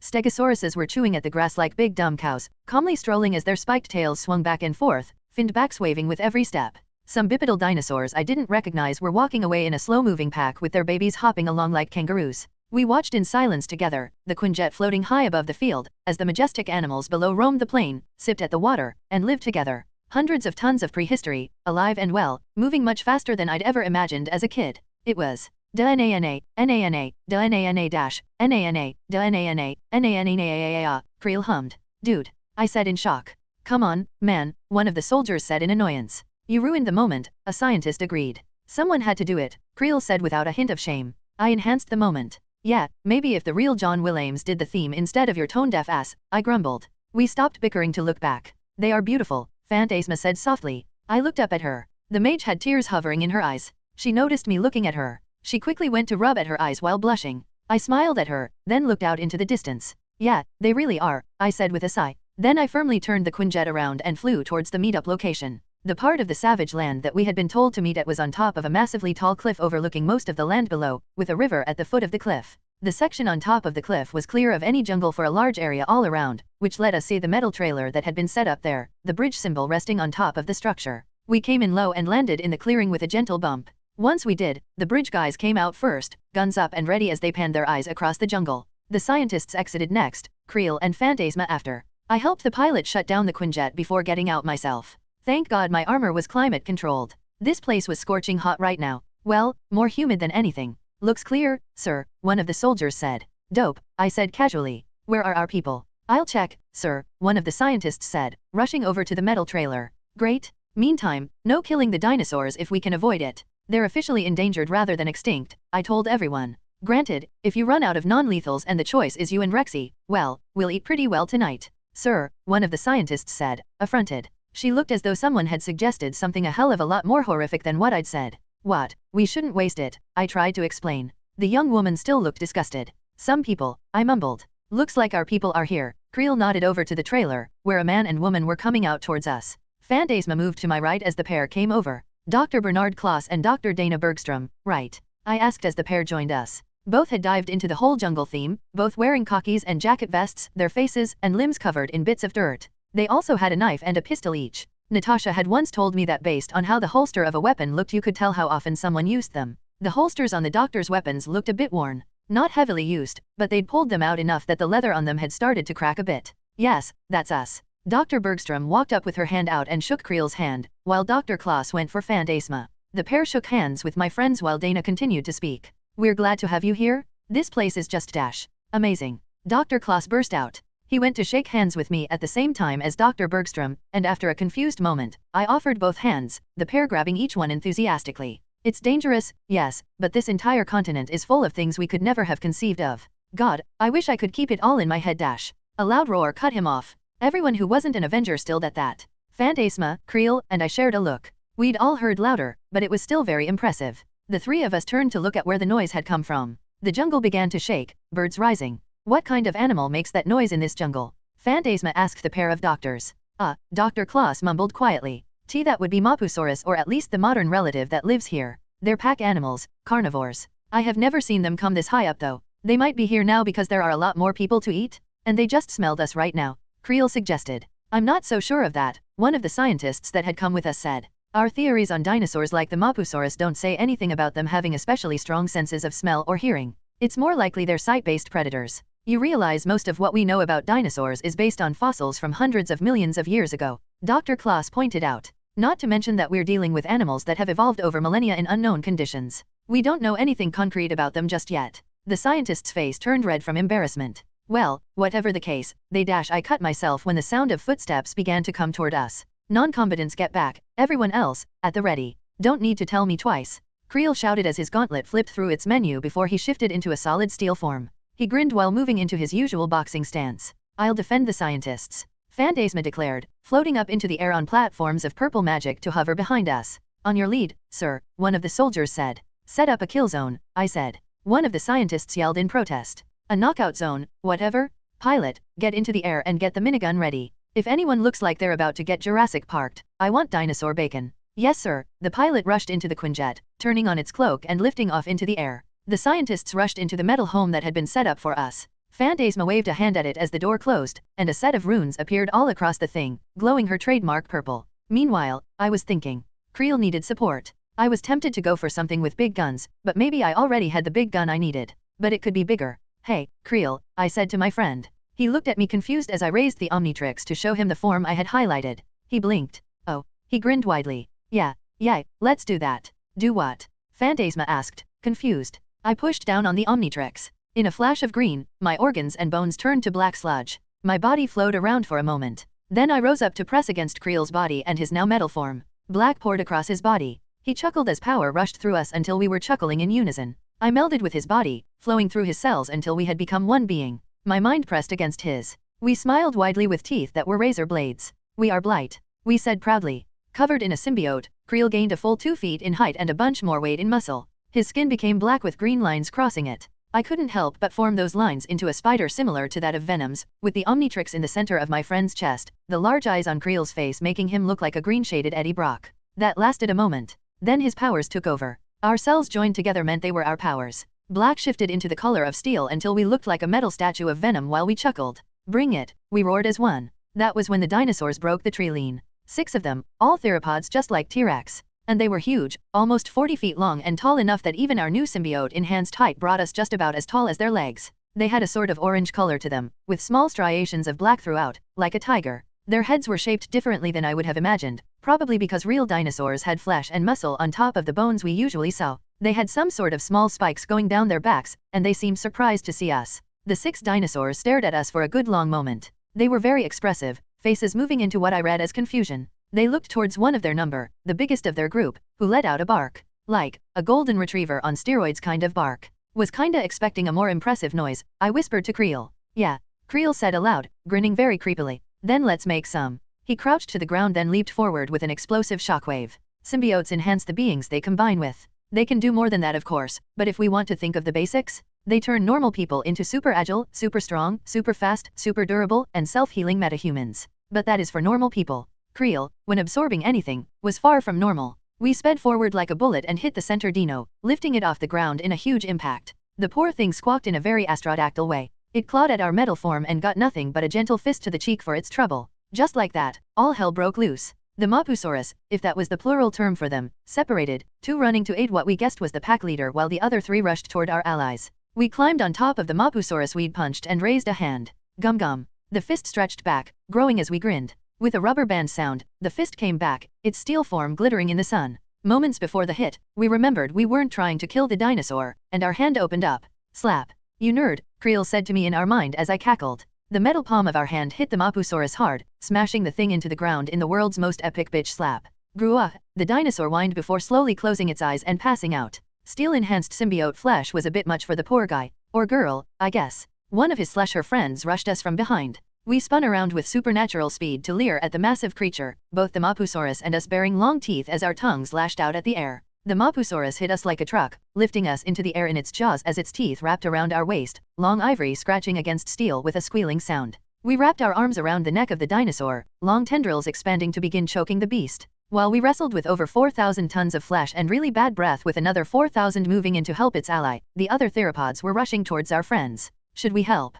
I asked Creel. He shook his head mentally, his muscles bunching as he fought to knock out a dinosaur. Nah, they've got this. 3 Mapusaurus moved across the clearing like lightning. I've heard that in real life, theropods like the T-Rex and these Mapusaurs could only run about 12 miles per hour before they risked breaking their own bones. Guess they build them hardier in the savage land, because these guys were booking it. Then again, anything that big moving at any speed is too fast in my opinion. The bridge elites didn't look too stressed. Instead, they began to fire their rifles. ICER bullets flew out on automatic, slamming into one of the dinosaurs with a loud puff-puff sound on every blow. The ICERs had been modified for this little trip, but even so, it took dozens of hits before the big dino finally collapsed. Even then, that didn't stop the other two. They moved around their brother as he slammed into the ground in an earth-shaking boom while sending dirt everywhere. The other 2 dinosaurs didn't seem to like that, based on the roars they released while rushing with their heads low towards the ground to try and eat our soldiers. I imagine it was a huge surprise to them when a purple fireball hit the space in front of the dinosaurs. They reeled back, waving long-clawed arms in shock.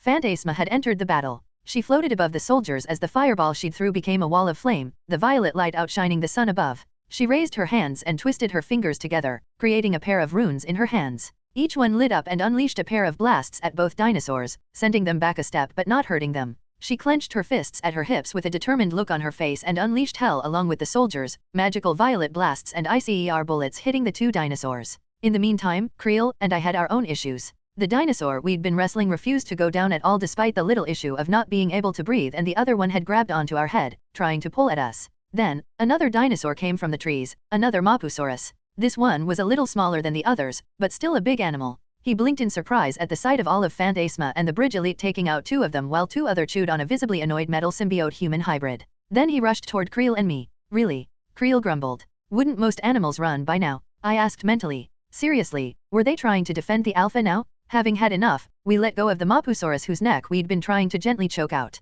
Instead, we snapped out a tentacle towards his feet. Metal tendrils wrapped around his ankles and pulled hard. Having something in your mouth pulling at your ankle is probably a weird experience. The Mapusaurus who had been chewing at us yelped in shock as he collapsed, our head popping out of the mouth of the other as we fell with it. We rolled out of the mouth of the guy chewing on us the second we hit the floor. You got this? I asked Creel. He didn't need to ask what the plan was, only grinning mentally at me. Yeah, go. In a flowing motion, we leaped toward the one we'd pulled to the ground. The one that had been helping him leaned in. I separated from Creel in mid-flight. My still metal friend punched the dinosaur in the nose in mid-flight. He pulled his punch, but the poor guy still went cross-eyed with the impact. I, meanwhile, flew as a glob of living black and green goo and hit the nose of the other Mapusaurus. He stared at me on his nose as I raised my head to grin at him. Then I flowed into his body. I should mention that symbiotes have no trouble taking over people. Even Peter Parker, one of the strongest-willed people in existence, needed the help of a church bell actively aiding him to rip off the venom symbiote. It varied from time to time, but even a baby symbiote had some capacity for controlling those they combined with. But it's hard as hell for me to do since I feel like an asshole when I have to do it. Forcing someone's mind down like that, making them follow your bidding? Dick move. Animals, on the other hand, are fair game. Not to mention easier to take over. I wrapped around the Mapusaurus in moments, melding into its cells. We became one being. Together we raised our head towards the sky. The sound that ripped from our mouth sent a shockwave out from us. The jungle shook and birds took off, while the Mapusaurus and humans around us froze in horror. We panned our head around. Our skin had gone inky black, the Omnitrix symbol resting on the center of our face while a green spider symbol stretched across our face from it. We were now by far the largest animal in the area, the power of a symbiote giving us extra mass. The Mapusaurus I had taken over had a moment of surprise at that. Then a sense of glee. Only in an animalistic sense, of course. The Mapusaurus didn't have feelings as we understand them, but my experience with aliens gave me more insight than most on alien minds. We chuckled, a sound like plastic exploding into shards and entering flesh. The newest dinosaur that had entered the area backed away, surprised. It looked unsure. We spun around in a blur of speed and lashed out with our tail, smashing the smaller dinosaur in the face hard enough to send it stumbling back in surprise. The dinosaur, last one standing, raised its head in rage to roar. The sound that came from our jaws couldn't be considered a roar. It was a blast of noise powerful enough to send the guy stumbling back from the physical force of it. The Mapusaurus stared at us. Then it slowly bowed its head. An act of submission. We looked around. Every other dinosaur was beginning to rise except the alpha. What the hell were these guys made of? They'd taken dozens of ICER bullets and still got up minutes later. Whatever these guys ate to be this tough, I wanted a bite or two. They stared at our form. We glared at them. One, apparently braver than the others, growled in challenge. We rushed forward with super dino speed and towered over the challenger, making sure he knew who the real alpha was. He cowered back and bowed as well. Yeah, that's what I thought, we said with our saurian lips. I barked in a particular pattern that the Mapusaurus I had control of told me was the noise for leaving. The group started off. I growled low and walked over to join them. As the Mapusaurus walked, I separated from him, flowing to the ground. He didn't mind. I could feel an emotion from him that was the closest a Mapusaurus could have to smug satisfaction. He was the new alpha, and he was damn happy about that.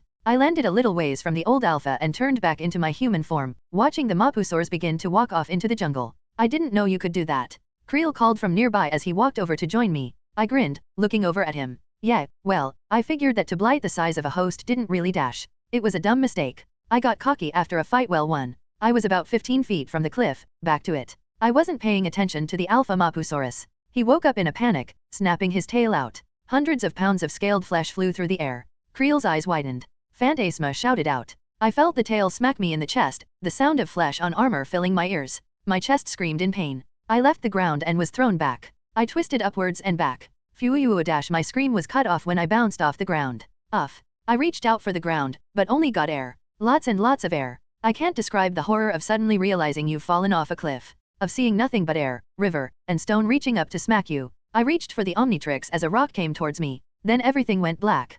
Carl Creel/Alloy. Mahmoud.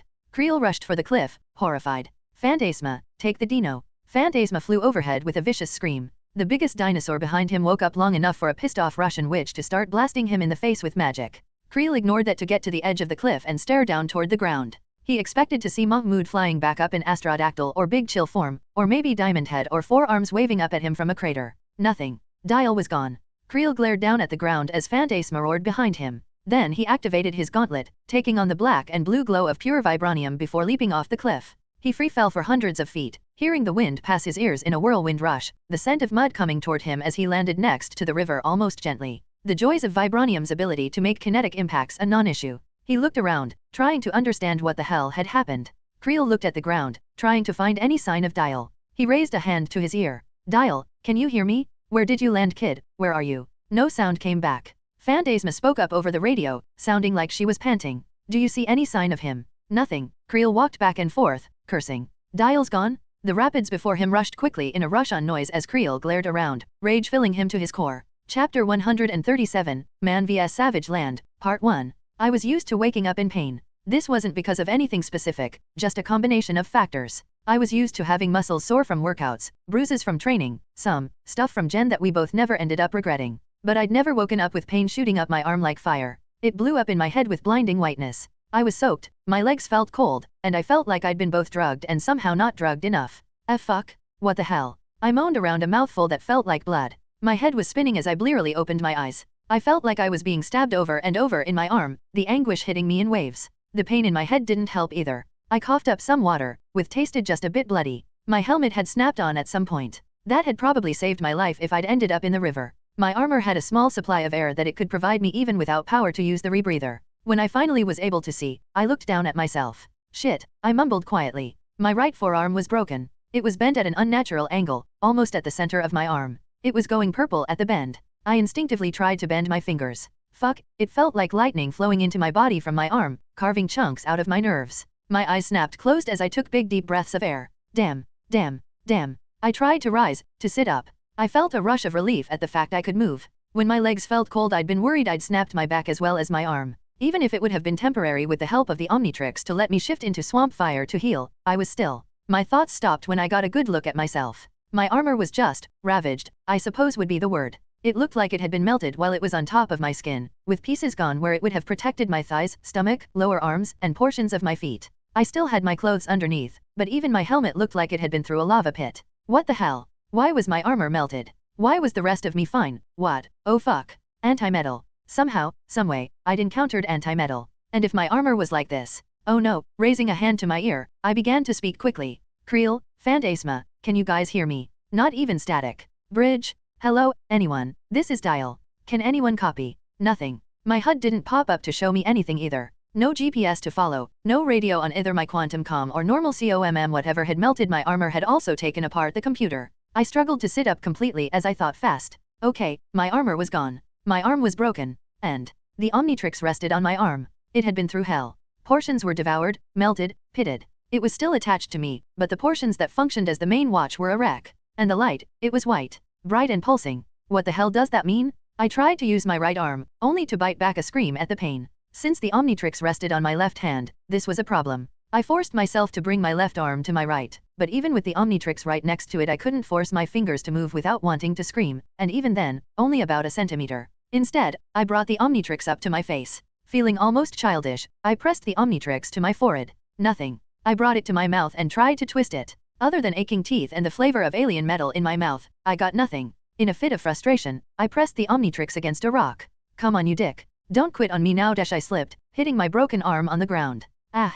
Okay, focus. Don't let the pain distract you. I was lost in the jungle. My focus had to be on survival first and foremost. If I couldn't use the Omnitrix right now, my easy out to any of this, swamp fire to heal, Astrodactyl to get back to the cliff, NRG to nuke anything that stopped me. I had training on how to deal with broken arms. Best to put it into play. I pulled myself to my feet, wincing at the feel of water dripping from my jeans. That was gonna be itchy. A small laugh bubbled out of me. Armor and Omnitrix melted, arm broken, lost in the jungle, and I was worried about my legs getting itchy? Freaking ridiculous. What was first? I had to set my arm. Thankfully, I was friends with a pair of good doctors. Flashback. If you must do it, Gemma Simmons said with a slightly sour look on her face. And if there is no actual doctor around? Gemma, I promise, if there is a doctor, I'll have the professional set my bones, I said with a grin. We were sitting in her lab with Bruce working nearby. I'd come to bother the two in my continuing bid to learn as many useful skills as I could for hero work. Gemma sighed in relief, which I found slightly offensive. Okay, I can teach you then. The first thing you want to do is make sure nothing is protruding from the skin.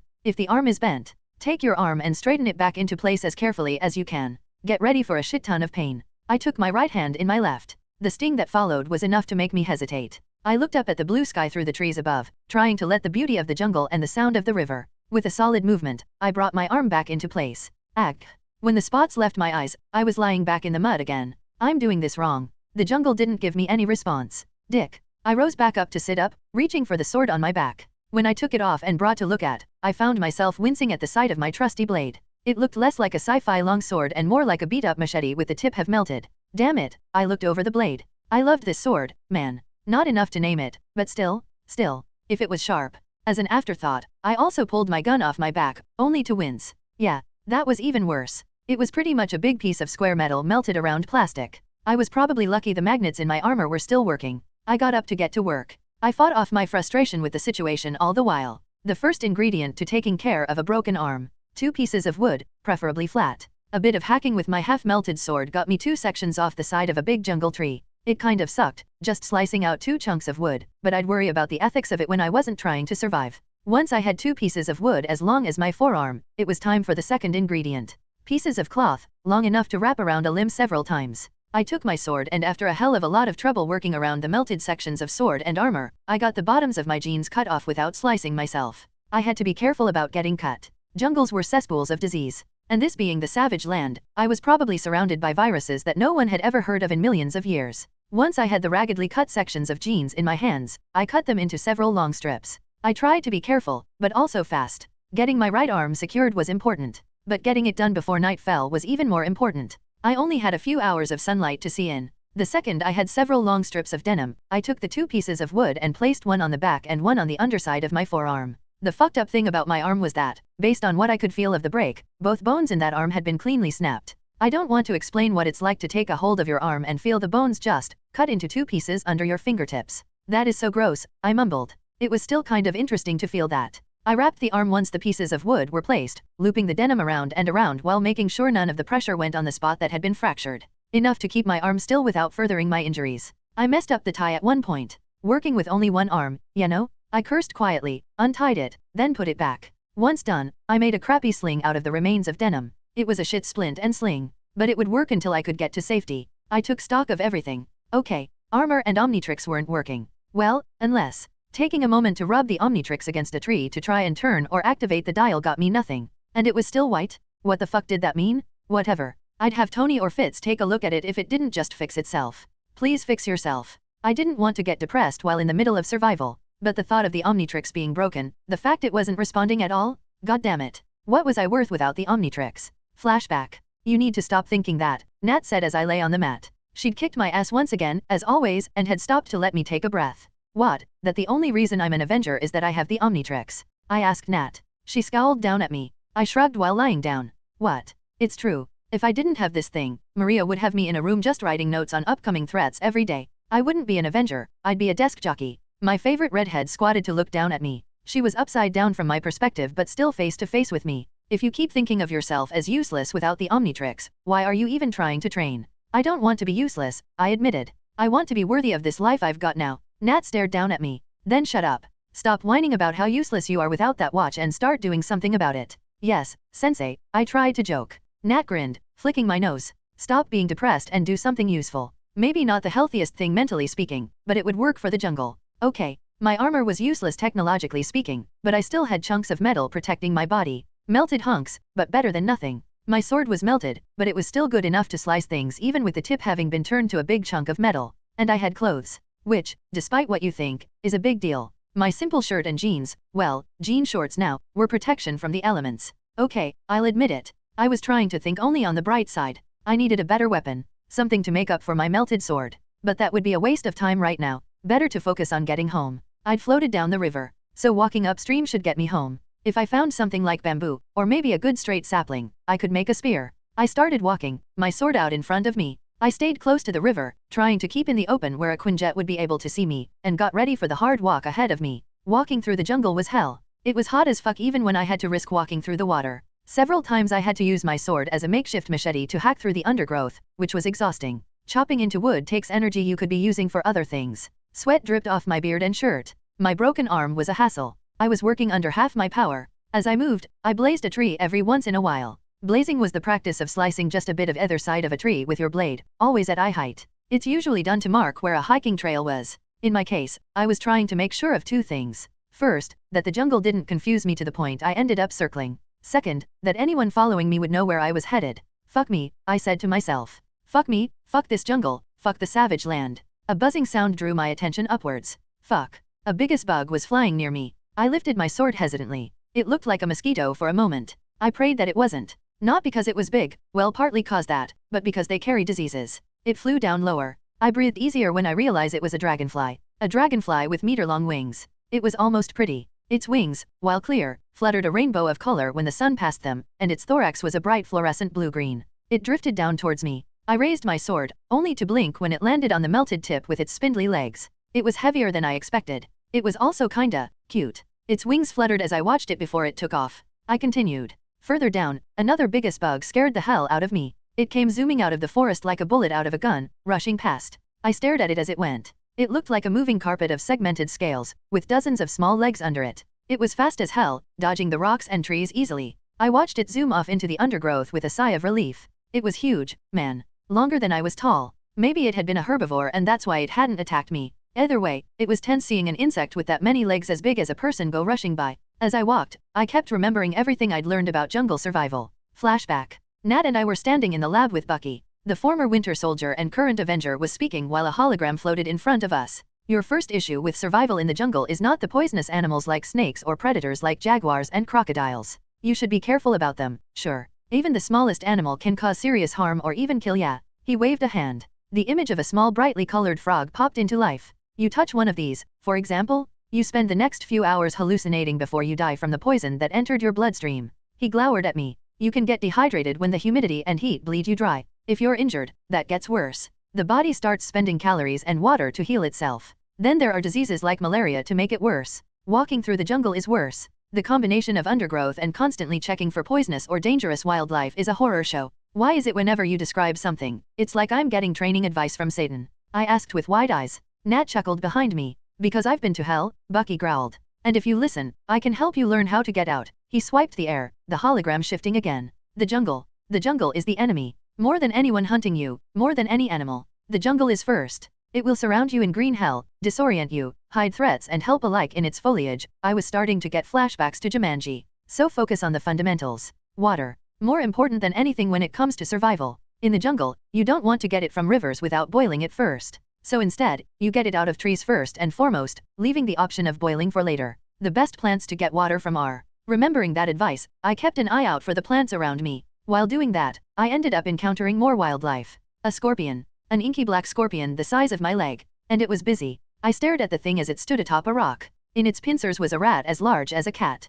The thing was twitching in the big arachnid's pincers. The scorpion's beady eyes watched unfeeling as its prey died in its pincers, that massive stinger raised high. I hesitated on seeing it. The scorpion didn't seem to see me. But all I could think about, seeing it, was food. Scorpions are full of protein.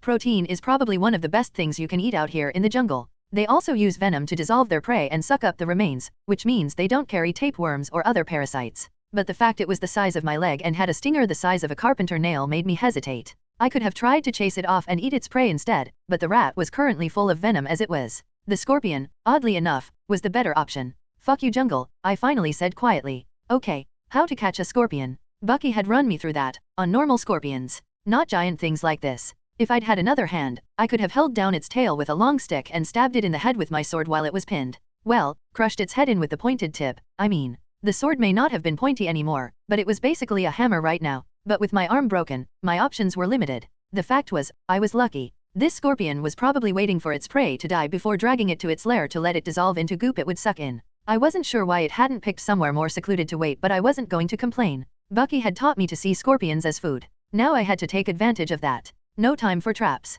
My armor was thickest on my legs. With that in mind, I came up with a plan. I crept closer, slowly, small bits of shooting pain coming from my arm whenever it got jostled. It was a struggle to keep calm. Everything about the situation felt so stupid. Attacking a scorpion, a venom-filled ball of armor and rage, with plans to eat it, knowing it could kill me. But I'd rather eat it than anything else. I didn't know what plants in the savage land were poisonous, so I couldn't risk eating any nuts or berries. I needed food now, so eating a rat or other mammal that could be full of bacteria raw was dumb when scorpion was so much safer to eat raw. And it was here. That was the biggest thing. The scorpion was here, I was hungry, and I needed calories to move through the jungle. I got about 15 feet behind it, making sure to check the area around me before I crouched. The last thing I wanted was to sit on the primeval equivalent of poison ivy, or the Jimpy plant, that nightmare so intense they named it twice. I raised my sword. I had to do this in one smooth move. Incapacitate the tail, stab down with the melted sword. Incapacitate, stab. I took a deep breath in. Okay. I rushed out. The scorpion, startled by the loud motion I made behind it, raised its tail and turned around in a rush, dropping the rat, which continued to twitch as it landed on the rock and rolled off. The scorpion's black armor glistened in the light. It made a sound, something like a HSSSS sound. I was on it in moments. I tried not to scream as I moved, focused on breathing instead. Oh shit, it was huge. It was getting ready to stab me, its tail tensing. I needed to stop it now. I kicked out first. My foot smashed into the tail. The tail hit the tree, stinger section wiggling under my foot. The scorpion hissed. I stabbed down at it in a panic. My sword bounced off the rock instead. The tail wiggled under my foot again, the scorpion flaring pincers at me, the right pincer scratching against my armor. Gryak. With another scream, I brought the sword down again. It crunched against the scorpion's armor, barely scratching it. It scratched at the rock, tail wiggling. I lost my mind, stabbing down at its head again and again, hitting it as hard as I could while keeping my boot pressed against the tail to try and keep its tail pinned. Die, just die already, come on. 1, 2, 3 times. I kept hitting it until I lost count. The sound of a clump of metal bashing into armor filled the air. Then there was a crack. The scorpion let out another hiss. One of its pincers caught in my melted armor, scratching my leg. I brought the sword up again, stabbing down. The armor collapsed under this blow, crushing the thing's head at last. I raised the sword again and stabbed down one more time. My sword went through the head, scratching the stone beneath. The scorpion wiggled for about a minute before stilling at last. Fuck me, I said one more time. Better be careful. I might have been getting repetitive. The laugh that came from that internal joke sounded a little insane coming from my lips. I kept my boot where it was a moment longer. When I removed it, the tail fell limply to the ground. I stared down at the corpse for a moment. My stomach was feeling tight and sore, so the thing was looking a lot more appetizing than gross, even with its head crushed and white, almost cream-colored, goo pouring from the wound. Still, the civilized human in me hesitant at the thought of eating a bug. Still, Bucky had told me 1,000 times. If you have food in front of you, eat it. Don't expect it to pop up again. With that thought in mind, I raised my sword and sliced at the tail, aiming for just under where the venom glands would be on a normal scorpion, right at one of the joints where the armor was gone. The edge of my sword was sharp enough that I managed to slice off that section of the tail in a single chop. Venom poured out of both sections, but it stopped very quickly. I was going to have to be careful. The venom lost any of its ability to be, well, venomous, when it was cooked, but I still might be allergic to it. Last thing I needed. I tossed aside the stinger section and lifted the body of the scorpion to look it over. I needed something small to eat. The claws would do. I took the right claw and chopped it off, then smashed it open on the rock. I stared at the creamy flesh inside. After a moment of disgust, I grabbed a piece out and shoved it into my mouth. It didn't have a flavor. But God, the texture was just awful. Like swallowing warm wet pieces of carpet. I forced it down, then kept eating, keeping my head on a swivel. Didn't want some Allosaurus to sneak up on me as I chowed down. Soon I had emptied out the entire claw of any meat. Slimy, yet satisfying, I chuckled to myself. My stomach felt much better. Still hungry, but not starving. The sun was still pretty high in the sky. I had to keep moving. When it started to come down, I'd worry about fire. What I needed now was water. I took off my belt and wrapped it around the tail and claw so I could carry the body, then moved on. Further on down the river, I was starting to wonder what the hell was going on. First, I couldn't see the cliff I'd fallen off of no matter how far upstream I went. Second, I hadn't seen nor heard the Quinjet, which had to be looking for me. Hell, Phantasma had magic? Why hadn't she just done a tracking spell or something to find me? I kept moving. Worrying about it when I couldn't do anything was fruitless. I knew I had to go upstream. As long as I kept moving, I would be able to get to the cliff. Just keep steady. Cut through the undergrowth, keep moving. About an hour of walking later, I found treasure. Bamboo. Wonderful, wonderful bamboo? The greatest thing someone lost in the jungle could find that wasn't a fully stocked kitchen attached to a machine gun. Oh baby, I mumbled to myself, rushing toward the thicket as carefully as someone could rush. I kept clear of any leaves and kept an eye out on the area while I walked up and pressed a hand to the side of that cool green stalk, one as big around as a large jar. Pressing an ear to the bamboo, I shook it. The sound of water sloshing around inside was a godsend. I took out my sword and began to chop at the side of the thing. Bamboo is sometimes full of water. Clean water, water you don't need to boil. There is no way to explain how relieved I was to see liquid splash across my blade. I sliced it in half and watched the whole thing fall. I hefted it up and cut a small hole in the side with a couple of chops. Bamboo is set up in sections, like, I don't know, like a bunch of pipes that were closed off from each other and left as stacked chambers? Whatever the case, I tipped the bamboo over and felt water pour into my mouth. It felt so cool, slipping over my lips, filling my cheeks, and slipping down my throat with each swallow. I drank the whole of that chamber, then cut a hole from the next one and emptied that as well. When I was done, I felt amazing. Okay, dehydration wasn't a problem now. I had food at my side. And with the bamboo, I could make a weapon. Nothing fancy, but with bamboo, I didn't have to make something fancy. I took my sword and chose a bamboo stalk that wasn't thicker than my wrist or thinner than my fingers, just big enough to hold easily. Once I was sure it was a healthy stalk that wasn't rotted through or something, I sliced it off. I cut it to be just a little shorter than me. After some thought, I decided against cutting holes out to drink more water from. I did this to another one.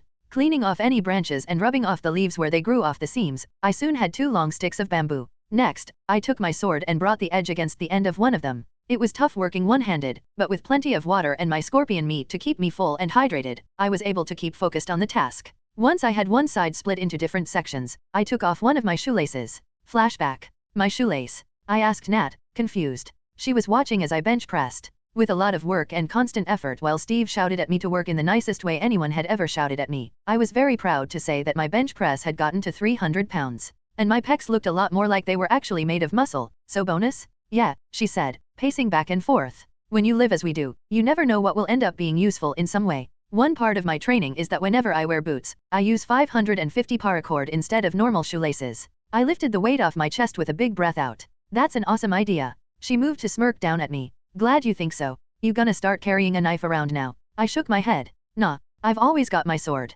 She rolled her eyes at me. Idiot. Also, this is too easy for you now. What do you oof? Nat hopped up to sit on the bar. While I was holding it, my arms shook for a moment under the added weight. Are you crazy? Be prepared for anything, remember, she said, sounding amused. Besides, you knew I was going to do it. Still though, not gonna lie, my sword was great, but having a much less cumbersome knife would have been great. Still, that might well have melted as well. At least I had the paracord to fall back on. 550 paracord isn't some new thing that came out of StarkTech. It's been around for a while. Pretty much every survival guy in the world recommends having it over any random sort of nylon rope. It's immensely strong, for one thing. For another, it has a casing surrounding 7 nylon strands of cord. The casing can hold 200 pounds of weight. The strands can each hold about 40 pounds, to make 550. Wait, my math might be off. Damn it. Well, look, the point is, the stuff is tough, from casing to all 7 strands, and it's easy to take the paracord apart for 1,000 different applications. And because of its design, you get 3 times as much cord as you would if you carried most any other type of rope. I took mine out of my left boot and cut off a long section of the lace. I needed it for several things, but thankfully my loving and very mean mentor had me tie in plenty of cord. I put my boot back together, then took that length of cord.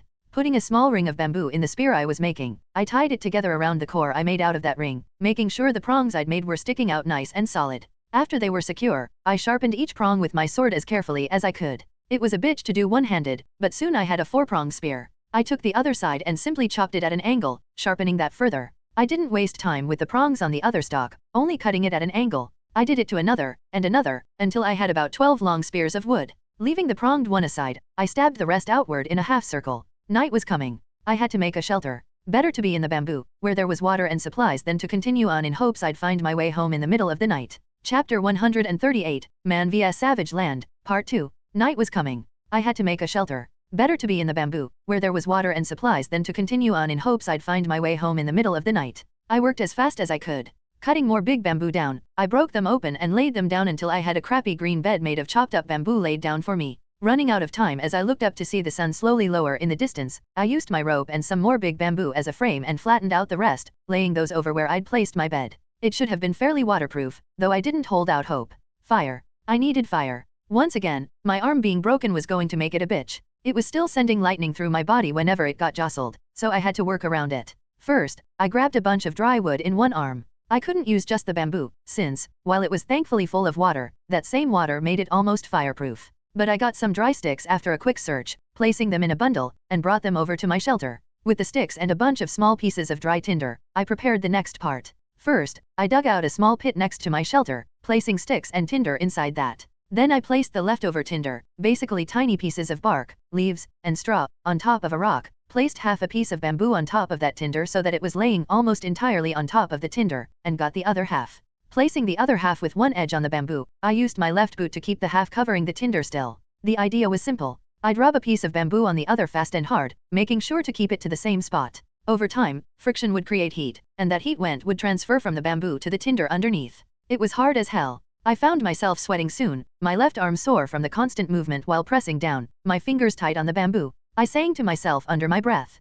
Getting hot in here, take off all yo clothes, I am getting so hot. The roof is on fire. Don't get no water. Somewhere into the middle of me just singing fire to myself, I ran out of songs. I raised the bamboo. The tinder was smoking on one small spot. My heart leaped. I lifted the tinder and gently pulled it together to make a small home for the spot that was smoking. Gently as I could, I blew into the embers I'd created. When Nat and Bucky had me practice at home, I'd gotten this down to an art form. But my heart was still beating like a drum as I tried to stay calm while the embers smoked, but didn't quite become fire. Then it lit up. I smiled with glee at the fire, the dry heat against my hand making me want to dance with glee, before bringing it to my makeshift fire pit. Things were still tense. If I made one mistake, the fire would die out. The sun had fallen by now. If this didn't work, I'd be stuck even further in hell than I was. The fire held on to the tinder. The sticks began to smoke. I laughed. Oh shit, yes. I snapped my hands upward. Yes, fire. I looked around while laughing. Woo. After some more work, I had a makeshift bamboo spit over the fire, which I placed bits of scorpion meat on.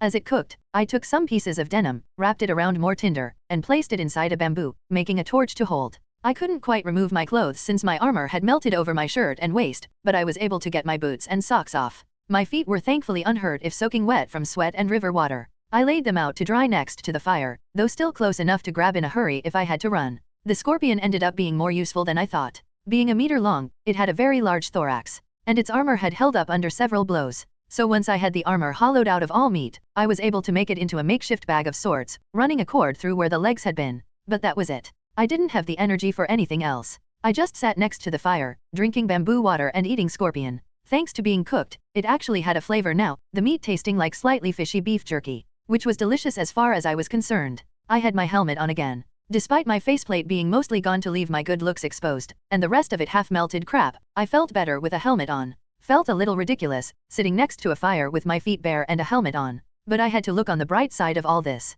I was lucky I had the training to survive. I found food, I found water, and I found bamboo. My sword had been intact enough to do its job. I was lucky. I mean, if I'd been really lucky, I would have landed without my Omnitrix getting anti-metalled. That had to have been what had happened. When I fell off the cliff and into the water, I must have ended up drifting near an anti-metal deposit, otherwise known as Antarctic vibranium, metal that could dissolve the bonds of other metals. The stuff was dangerous, not just because it could turn other metals into liquid either. Stay close to that stuff, and the iron in your blood would dissolve as well, which any doctor will tell you is bad. That was my guess on what happened to the Omnitrix. Alien genius or not, it was made of metal. I'm sure if Ismuth had known that anti-metal was a thing, he would have designed protection for the Omnitrix from the stuff. He seemed to have protections installed for most everything anyways. I suppose anti-metal was just different enough to slip through the cracks and make it glow white. The fact it could even do that instead of just being a pile of useless mulch was proof of how tough the thing was. Fucking sucked though. I didn't want to be out here. I wanted to be home. With my fridge full of food, the power of the universe on my wrist, and a working weapon.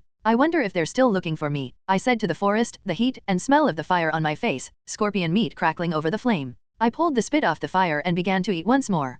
Creel and Phantasma had to be searching for me, and if Bridge could get a message to the mainland, everyone would want to find me. X would want to find me. Nat, Tony, Steve, Thor, all of them would want to find me. And Jen. I missed Jen. I'd only been lost for a day. Why did I miss her this much? I wanted my big green nerd girl talking constantly about lawyer work as I laid my head in her lap. Or to have her head in my lap while I talked about my own nerd stuff. I missed her hair. That was weird. She just had such long and curly hair, reaching almost to her waist it seemed like. And it was so soft. I liked running my hands through it. Granted, I loved a lot about her, but I couldn't get my mind off her hair. Jen said she liked my muscles. I was half sure she was making fun of me when she said it while pressing her palms against me, but it was nice to hear. I sat in the light of the fire, lost in my thoughts. There was a sudden rush. Then a shadow leaped from the bamboo, going over the bamboo spears I'd set up as a defense. I didn't have time to move before hundreds of pounds of flesh hit me from the front. I caught sight of flashing teeth as I shouted in horror. My broken arm, which had come to a dull ache, screamed in pain again. A sudden pressure hit me right over my heart.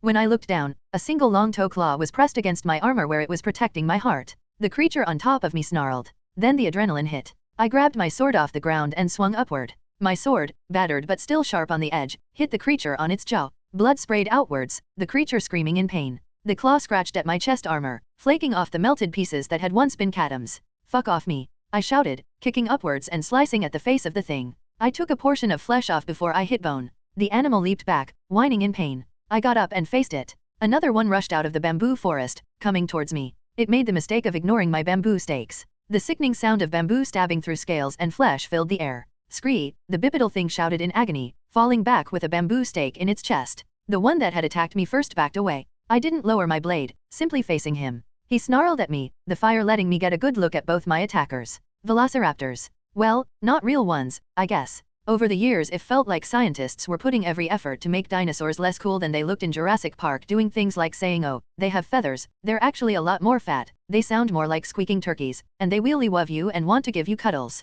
Adorable. Granted, that was all the annoyed 12-year-old inside me that had been so awed by cool-looking dinosaurs that I didn't like anything tarnishing that image. Regardless of all that, the ones trying to kill me right now looked more like the ones I'd once seen on the big screen, though there were a few differences. For one, they were more muscular than the ones in movies. These guys were built like damn linebackers, muscles flowing under their scales in armored plates. Their scales were almost a bright tan color, spotted with darker orangish stripes. They still had feathers, but only on their arms and legs. Everything else though, the long toe claw on each foot that twitched as it prepared to slice into flesh. The long jaw filled with needle-sharp teeth as beady little eyes glared at me. Velociraptors. They'd become near legendary in the eyes of the public as the most savage and mean predators you could ever face. In some ways, people thought the idea of facing a T-Rex was less daunting than taking one of these guys on. And now I was facing one. One, because the other had stabbed himself on one of the spears I'd placed. He fell back, blood pouring around the bamboo in his chest. In a fit of panic, it pulled back, the spear coming out of it with a loud schluck sound. That was a mistake.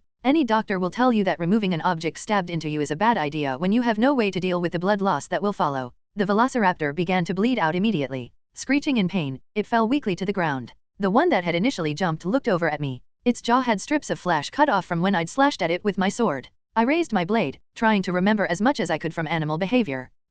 Just two. They'd ambushed me from the front. What did I remember about ambush pack predators? I leaped to the side blindly, not thinking about it. As I did, something slammed into my bamboo shelter, trying to use it as a ramp to leap towards me. Another velociraptor landed in the dirt where I had been, screeching. Fuck. I shouted. I hit the ground rolling. A shadow moved in the forest.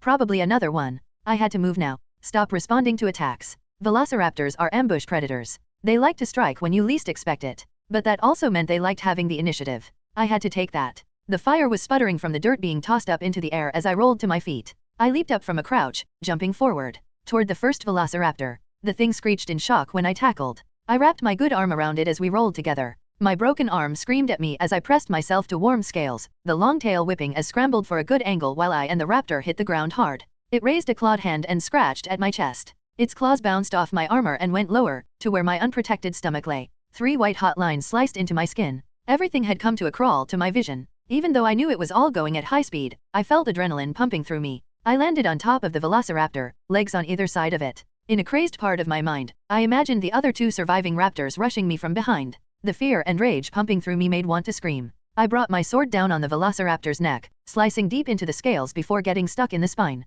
It choked on the blood filling its lungs. I didn't have time to worry about that, leaving the blade stuck there. The raptor who'd leaped over my shelter hissed while rushing me from my back. Thank you, Nat, for attacking me from behind. Long training had taught me how to deal with it. She'd had me run attack drills with everyone faster than me. Her, Bucky, Steve, and the fastest person we knew, if only a couple times. I still couldn't dodge him even when I knew he was coming. But this raptor wasn't as fast as Quicksilver. I rolled aside at the last instant, right when the raptor was most committed to the attack. His toe claw still slashed into my hip, cutting through the skin. I imagined I could hear the sound of the claw skipping off my hip bone as it passed, a dull clunk. Better than dying. I reached out as I landed. My palm wrapped around warm greenwood, one of the bamboo spears I'd left as defense. Ripping it out of the ground, I spun to face my attackers. The one that had been in the shadows came rushing me head on. I almost despaired when I saw 2 more in the forest. I raised the spear and held my ground while stabbing forward, right arm hanging limply at my side. The spear of bamboo went into the raptor's chest and out of its back. It hit me like a train even then. I held my ground as best as I could, legs sliding in the dirt. It slid down the spear with a squeal. I shoved it aside and hastily reached for another spear, ripping that out of the earth to face the velociraptor that had initially leaped over my home. The one left over stared at me. Behind it, I could hear the forest moving. More. I couldn't guess how many. And it had taken everything I had to kill 3. I panted in and out, my breath feeling cold against my lips. Sweat was pouring from my lips. I lifted my spear. Shit. I was going to die. If they kept coming like this. Don't show weakness. Natasha's advice filled me. I lowered into a crouch. God, I was going to die. I took my breaths, facing the raptors. I tried my best to roar, channeling every alien I'd ever become. I coughed, regrouped. Come on you fuckers. I'm an Avenger? You want to take me, you need to do better than that. Like a drug, shouting out at the raptor growling in front of me felt good. I roared wordlessly, laughing. You can't kill me? Hydra, robot monkeys, dinosaurs, I'll kill them all. I'm fucking Dial. I coughed at the end of that little speech. In the heat of the moment, it felt good. Later I felt a little ridiculous, shouting at an animal that had no idea what the hell I was talking about. But it felt good. A series of barking filled the air. The raptor I could see growled, slowly retreating backward, its head low to the ground. In the shadows, flickering scales moved around. They were hard to see, even when I knew they were there. I counted 5 though, including the one moving away and the 3 I'd killed. That made a pack of 9. Fuck. I moved forward as the raptor stepped back, heading toward my fire. The raptor kept its eyes on me. I didn't stop watching it until it had stepped back into the shadows. A rushing sound came from the bamboo. Then the sound of leaves getting trampled, shadows flittering away. I kept still a moment longer, my spear pointed out. I didn't dare hope. My head was on a swivel.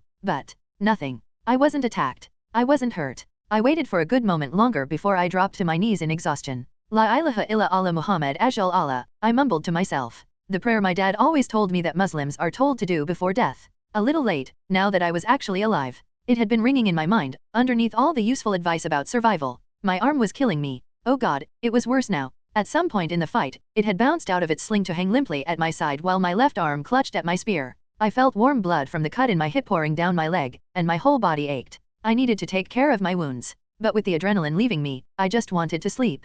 I forced myself to rise once more. The agony that followed would have had me want to curse if I had the energy. A small pinprick came from my neck. I almost wanted to roll my eyes at the thought of a mosquito bite reaching me through the pain. I couldn't seem to keep my eyesight straight actually. I was drifting as I reached for my fire. Maybe I could cauterize. My knees hit the floor of their own volition. I stared at the fire as I fell to my stomach in front of it. Things got fuzzy. I reached for my neck weakly, felt something stuck in my skin, but was too weak to take it out. 3 dead, someone said. Rest ran off. Well, you'll do. A humanoid shape stepped into view. The last thing I saw was the fire and the bamboo forest before I passed out. Director Maria Hill of Bridge. Maria stood with her arms crossed in her office in the Avengers Tower, staring at the screen in front of her calmly. How is it that with all the technology at our disposal, some of the best trained soldiers on Earth, and a magician working together, we can't find Dial anywhere? On the screen, an image of Phantasma and Creel were standing inside of a Quinjet. The Russian witch bristled. We're trying everything? All of us? He just disappeared dash. I know, Maria cut her off.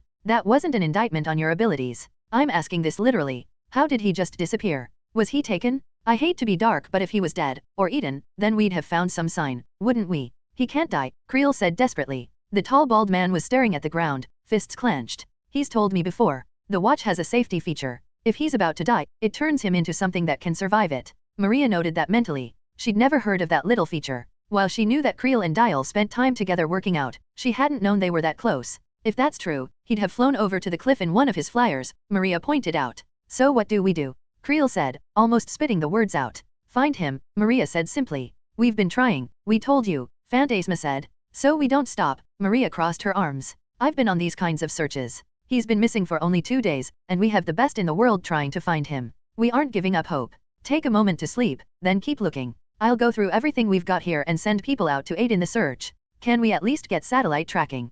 Creel asked. She shook her head. Shuri is working on it. But right now, we're blind. Any help I send is going to be physical. And how about the other Avengers? Creel asked. Do they know Dial's missing? No. Why not? Phantasma asked, her face twisting in horror. Because they're on missions, Maria spat back. They all have assignments to work on. Some of them possibly life-threatening, like Rio patrols. We have multiple jobs to do, and I have to think about the full picture. Dial is important, but the people of this Earth of a whole are much more so. The second they're free, I'll let them all know. Jen is going to kill you, Phantasma said softly. She'll have to get in line, Maria scowled. Get some rest, then keep looking for our boy. That's an order. She swiped a hand through the air, dismissing the screen. She stood for a moment, frustration filling her, before leaving the room. A while back, Tony had been gracious enough to give her an office of her own in the Avengers Tower for her to work in as needed. Of course, Tony being Tony, he charged her rent for it. $20 a month. She wasn't sure how to feel about the incredibly minuscule amount he was charging her. Insulted, maybe? Whatever the case, as soon as she left she headed for the labs.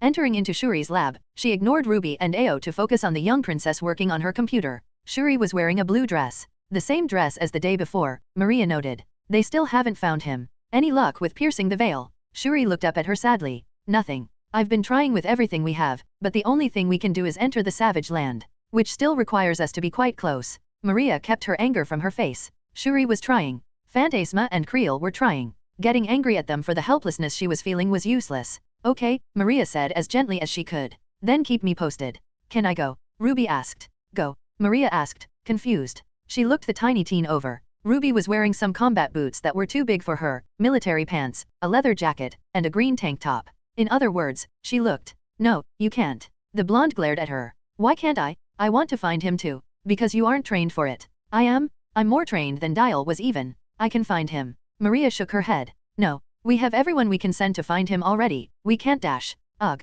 Ruby spitefully spun on her heel and headed for the door. Maria looked over at Ao. The bald woman shrugged, nodding towards Shuri. Maria knew what Ao meant. I already have one to worry about. That one is all yours. The director of bridge held in a sigh. If you need any help, Shuri, let me know. Yes, yes, Shuri waved a hand dismissively. I can't get work done if you keep staring over my shoulder. Please leave. Maria held in the annoyance all adults felt after one too many dem teenagers got on their nerves and simply left the room to let Shuri work. She had just stepped out when a voice surprised her. You haven't sent everyone. Maria looked over at the speaker. Mikhail, you're supposed to be getting ready to leave for home, she noted. The tall Russian, dressed in his full uniform, had somehow snuck up on her. A tough prospect even if he hadn't been one of the biggest men she'd ever met bearing superhuman forms. Sneaking up on a spy of all people was never easy. I was planning to inform you of my departure, the young man. He is still missing, yes. Mikhail asked seriously. Then I suggest you use everyone you have at your disposal. Maria crossed her arms. I don't have time to play around, Mikhail. Who are you implying?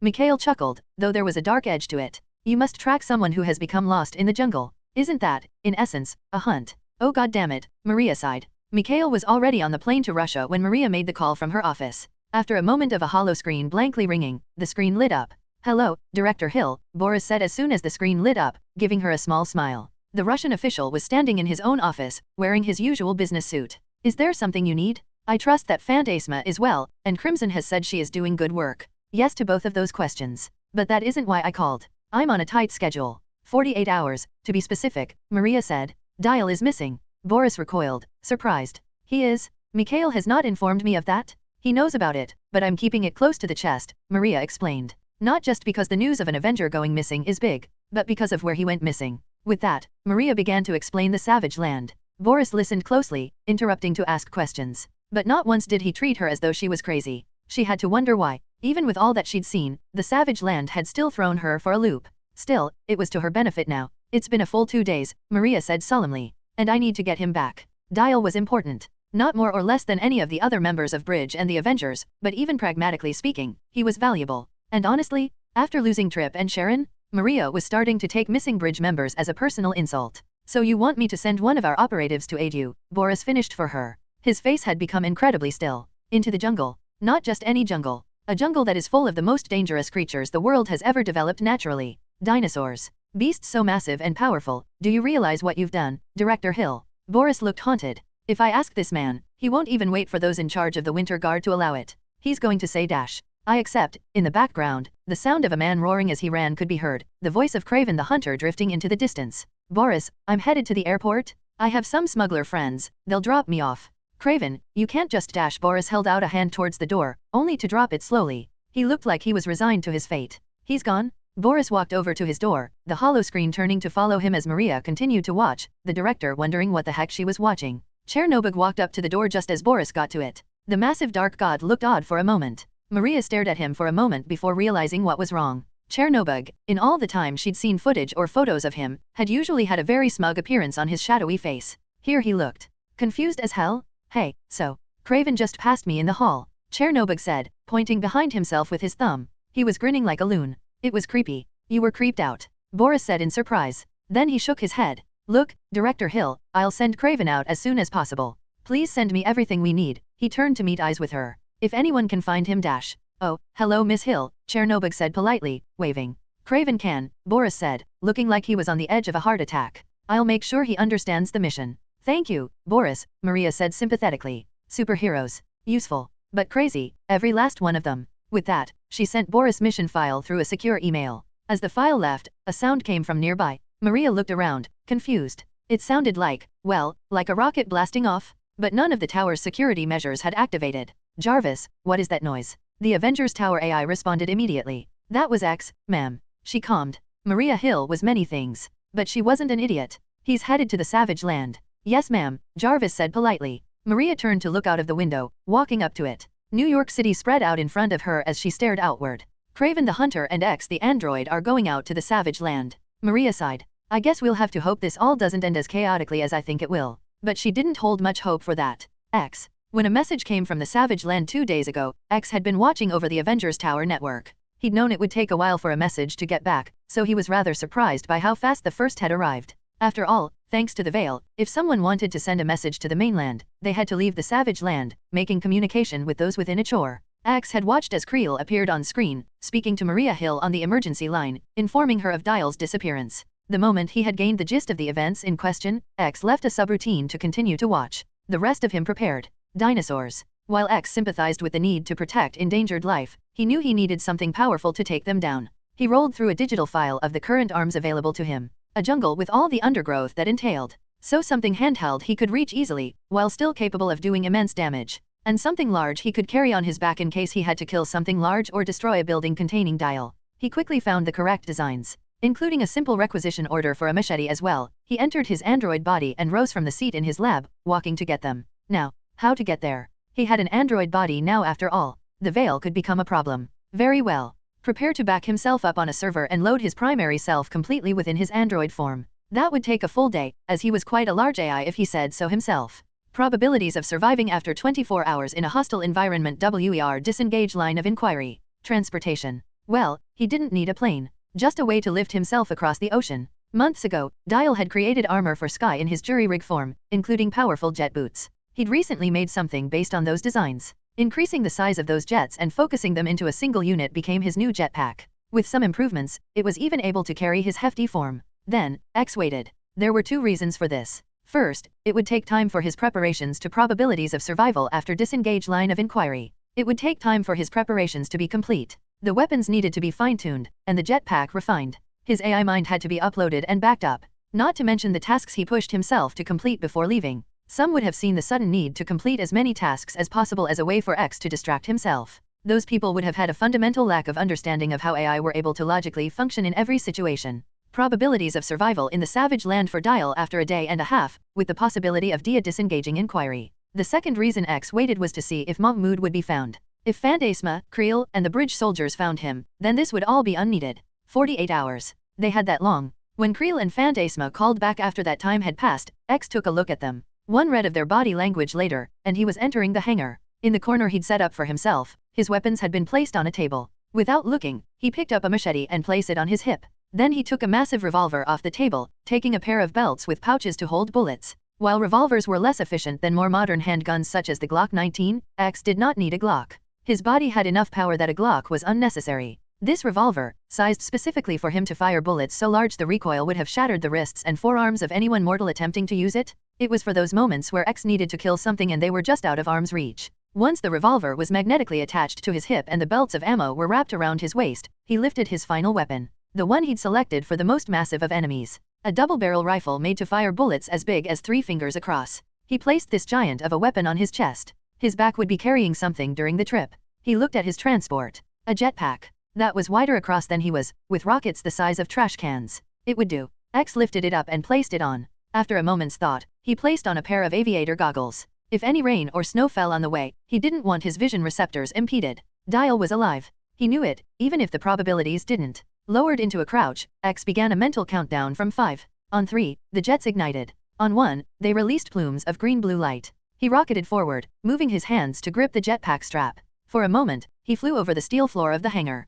Then he was in the open air of New York City. The jets truly blasted off then. Phoo. With that loud clap of noise, X flew past city limits. Freed from the possibility of hurting others, the jets went into overdrive. The sound of a sonic boom could be heard in the distance as X disappeared. He would save Dial. If not, well, there was a reason they were called the Avengers. Chapter 139, Slave. I woke up when I felt the Omnitrix getting pulled at. My head was hurting again. Everything was, to be honest. I was swaying for some reason, and lying on my back. Something was still pulling at my Omnitrix. I leaned my head up, blearily, only to curse when the sun smashed into eyes like a sledgehammer. Combined with the swaying around me and the massive headache that was just now fading, I did not feel good. A scaled hand pressed against my head with near-crushing force. A voice like snarling granite filled the air along with the sound of wood creaking and the wilderness around us. My head felt like it was splitting open as the hand pressed me down against wooden planks. Fuck. I shouted in pain. I tried to raise my left hand to fight back, but something was wrapped around my wrist. With my other arm broken, I was forced to twist my legs up to my chest, pressing my bare feet to a scaled chest, and kicking outward, trying to put my feet through the son of a bitch.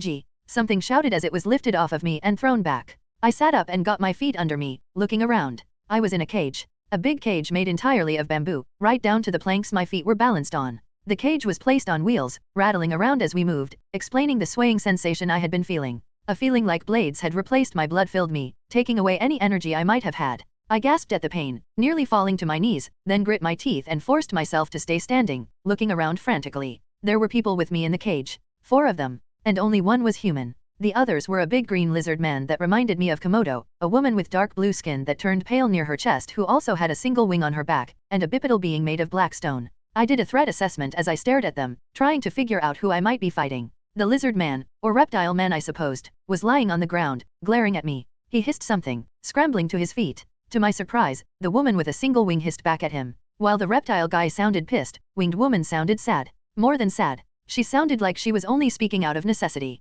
Reptile man spun towards her, hissing. She winced back from where she was sitting against the floor. Then she curled into herself. Reptile man snarled, looking at the others. Rockman didn't say anything. The one human looked down at the ground. I used that brief moment of quiet to look beyond the cage. We were in one of 3 cages currently rattling along through a field of green grass that was about knee height. People were walking alongside the cages or riding on top of animals. I noticed the animals first. Hard not to, considering they were really damn big. Our cart was rather big as well, standing far higher off the ground than I thought was normal. But these things were huge. They were ankylosauruses, the giant tanks of the dinosaur world. Covered in layers of armor, the sides of which were spiked. They were faster than I imagined them, but still ponderous in gait. 3 were pulling the carts along while 4 more roamed around us, 2 to each side, their long clubbed tails waving along. One gave me a droopy-eyed look before smiling the way a dog would. I couldn't figure out if that was cute or creepy. The guy riding on top of it wasn't paying any attention to me. I took that as a good thing. He was sitting on a chair tied down with ropes attached by the spikes on the ankylosaur. He was scaled, just like the reptile guy, but his overall body shape was different. If the reptile guy was similar to a gecko in overall design, this guy was more like T-Rex shrunk down and shaped like a human. My life had become pretty interesting if him turning to give me a snarl made me only slightly cautious rather than scared as hell. I mean, dude was big, covered in red scales with orange stripes wrapped around a massive amount of muscle and more teeth than the Osmond family that gleamed in the light. But I'd fought alongside the Hulk, turned into giant monsters all the time, and wrestled things that could turn aircraft carriers into mulch. I turned away to look at the other people surrounding the cages. More dinosaur humans, a good mix of them. A woman that was mixed with a pterosaur with a downy soft covering of blue feathers, a man shaped like an ankylosaurus and one massive being that was about 8 feet tall that looked like a brontosaurus standing on its hind legs. My captors. Well, there's one threat confirmed. I looked back at the reptile guy. I'd only looked away for a moment, but he was snarling at me. The noises coming from him were rising and fading in tone, with a slight click at different points. He was speaking a language. I stared at him while the Omnitrix, which had been glowing white this whole time, flickered for a moment. Give Hrag? Give the bauble/jewel/shiny, reptile guy said. He licked his lips. Why? I asked, trying to hold in my excitement. If this was the Omnitrix's doing, then maybe it was on its way back to working. The reptile guy snarled wordlessly, then spoke again. Give she die. Well, that's the drawback of knowing every other word. At a guess, he wanted the Omnitrix simply because he wanted to bully me into submission. He was trying to be the strongest guy in the room. Even as he snarled at me, his eyes were panning around. He flared teeth, but his chest was rising and falling very quickly. This was a guy trying to not be the weakest guy in the prison. I couldn't blame him for it. But it didn't take a genius to guess the thing he wanted from me was the Omnitrix. Not happening for a dozen reasons. I lowered myself into a crouch, trying to breathe through the pain. As I did, I felt something in my stomach. I looked down. In my stomach, in the cuts I'd gotten from the velociraptor, wiggling around as they ate, were dozens of, oh, fuck me. I held in a gag, trying to pull at my arm, only to find it was chained to the cage. Gross, gross, gross. The human, looking at me with some disgust, spoke in German, which surprised the hell out of me. I didn't speak the language, but I'd heard it a few times. Überlassen SIES einem Engländer, ihnen schwachen Magen zu haben. Engländer? Whatever man. I looked up at the cage roof, breathing heavily. Okay.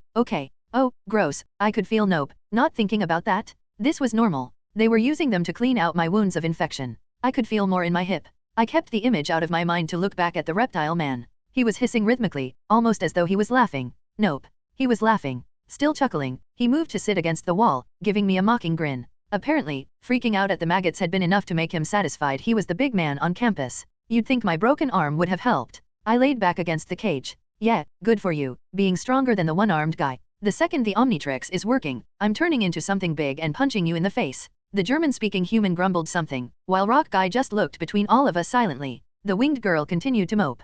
I looked at the other cages. There were more prisoners in them. Various races, some of them dinosaur humans as well, sat in the cages. Some were just as beat up as I was, or worse. I noticed someone else had wings. 2 wings. Once I noticed them, I looked back at the woman in my cage. She had a bandage wrapped around her chest, going around to where her other wing would have been. Damn, I mumbled quietly. Well, it looks like you're up, a British accented voice said loudly. I looked out of the cage to the speaker. He was a dinosaur person as well. He looked a lot like a stegosaurus actually, with the same spikes going down to a long spiked tail, his scales a soft silvery color. He was grinning at me, which is weird to see when someone has a beak. He was riding an ankylosaur as well, though his mount looked more ornate, for some reason. Maybe it was the skulls resting along the edge of his armor. There he is, he said in the tone of a man being condescending to a child. How are you feeling? Like velociraptors tried to eat me, I replied, glaring at the guy. Who are you? What is all this? Me. The British stegosaur chuckled, patting his chest. I am Stend, humble slaver and merchant. Well, if you're enslaving people, at least you're humble about it, I said grumbled.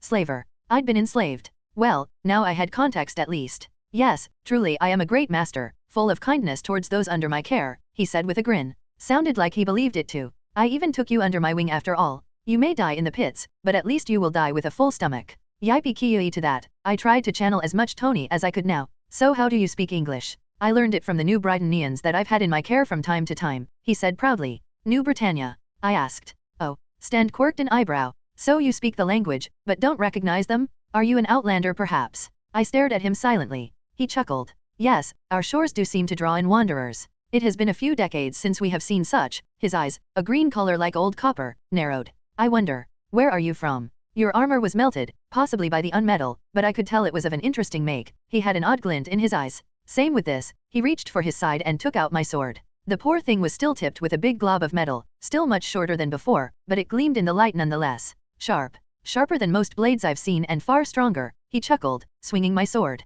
I rather like my new weapon. I'll have to have it modified of course, but I thank you for it. Tell me, are there others who I can get blades such as this from? Yeah, I said with a grin. And I can lead you to them. Let you get your ass kicked by my friends. His smug smile faltered. Then he smirked. Impudent. I wonder how long that will last. Till the day I die. That will be sooner than you think. Maybe. I was still channeling Tony. So when I mimicked Tony's best I know more than you smile, Stand didn't seem to like it much. But I tell you what. It'll be after you, and I'll have that sword back when I do. Stand chuckled. Amusing. I was going to let you heal before I put you to fight in the arena. Seeing you at your full strength would have been quite something. But since you seem so willing to fight, I think I'll put you in for tomorrow. Sounds great, man. I laid back against the cage so that I was no longer facing him. Tell you what, you want to go in with me? We can enjoy the arena together? You and me against the world. Stand, what do you think? A clawed hand entered to the left of my face through the cage bars. Before I could move, its clawed hand wrapped around my face with almost crushing force, turning my low headache to an echoing bellow of pain. Stand hissed from behind me through the bamboo cage. Slave. I will tolerate many things. But there is a limit. He squeezed just a bit. I scrambled to my feet, pulling at the chain on my left hand. Tomorrow, you enter the arena, you and these other slaves. You will die for the glory of the Sword Lords. Save your idiocy till then, or I will kill you here. He squeezed again, enough that I felt like my skull wanted to crack in half, then let go. I gasped in pain as he leaned away from the cage to step away. I stared after him, at his spiky back. I hadn't ever personally hated someone that often. I like to think that I'm a pretty nice guy. I was going to rip his spikes off and impale him on them. I looked at my fellow prisoners. I refused to think of us as slaves. They all were staring at me. I grinned. Some guys can't take a joke, right? They stared at me, not understanding. I chuckled, shaking my head as though I wasn't still hurting. You had to be there, I guess. We went through the jungle for a while. As we did, I took in everything I could. I counted the number of captors and prisoners, the ones who had weapons and what they were, and every weakness in the cage I could find. I figured that the metal chain wrapped around my left arm, coincidentally my Omnitrix arm, was strong, the part wrapped around my wrist the same.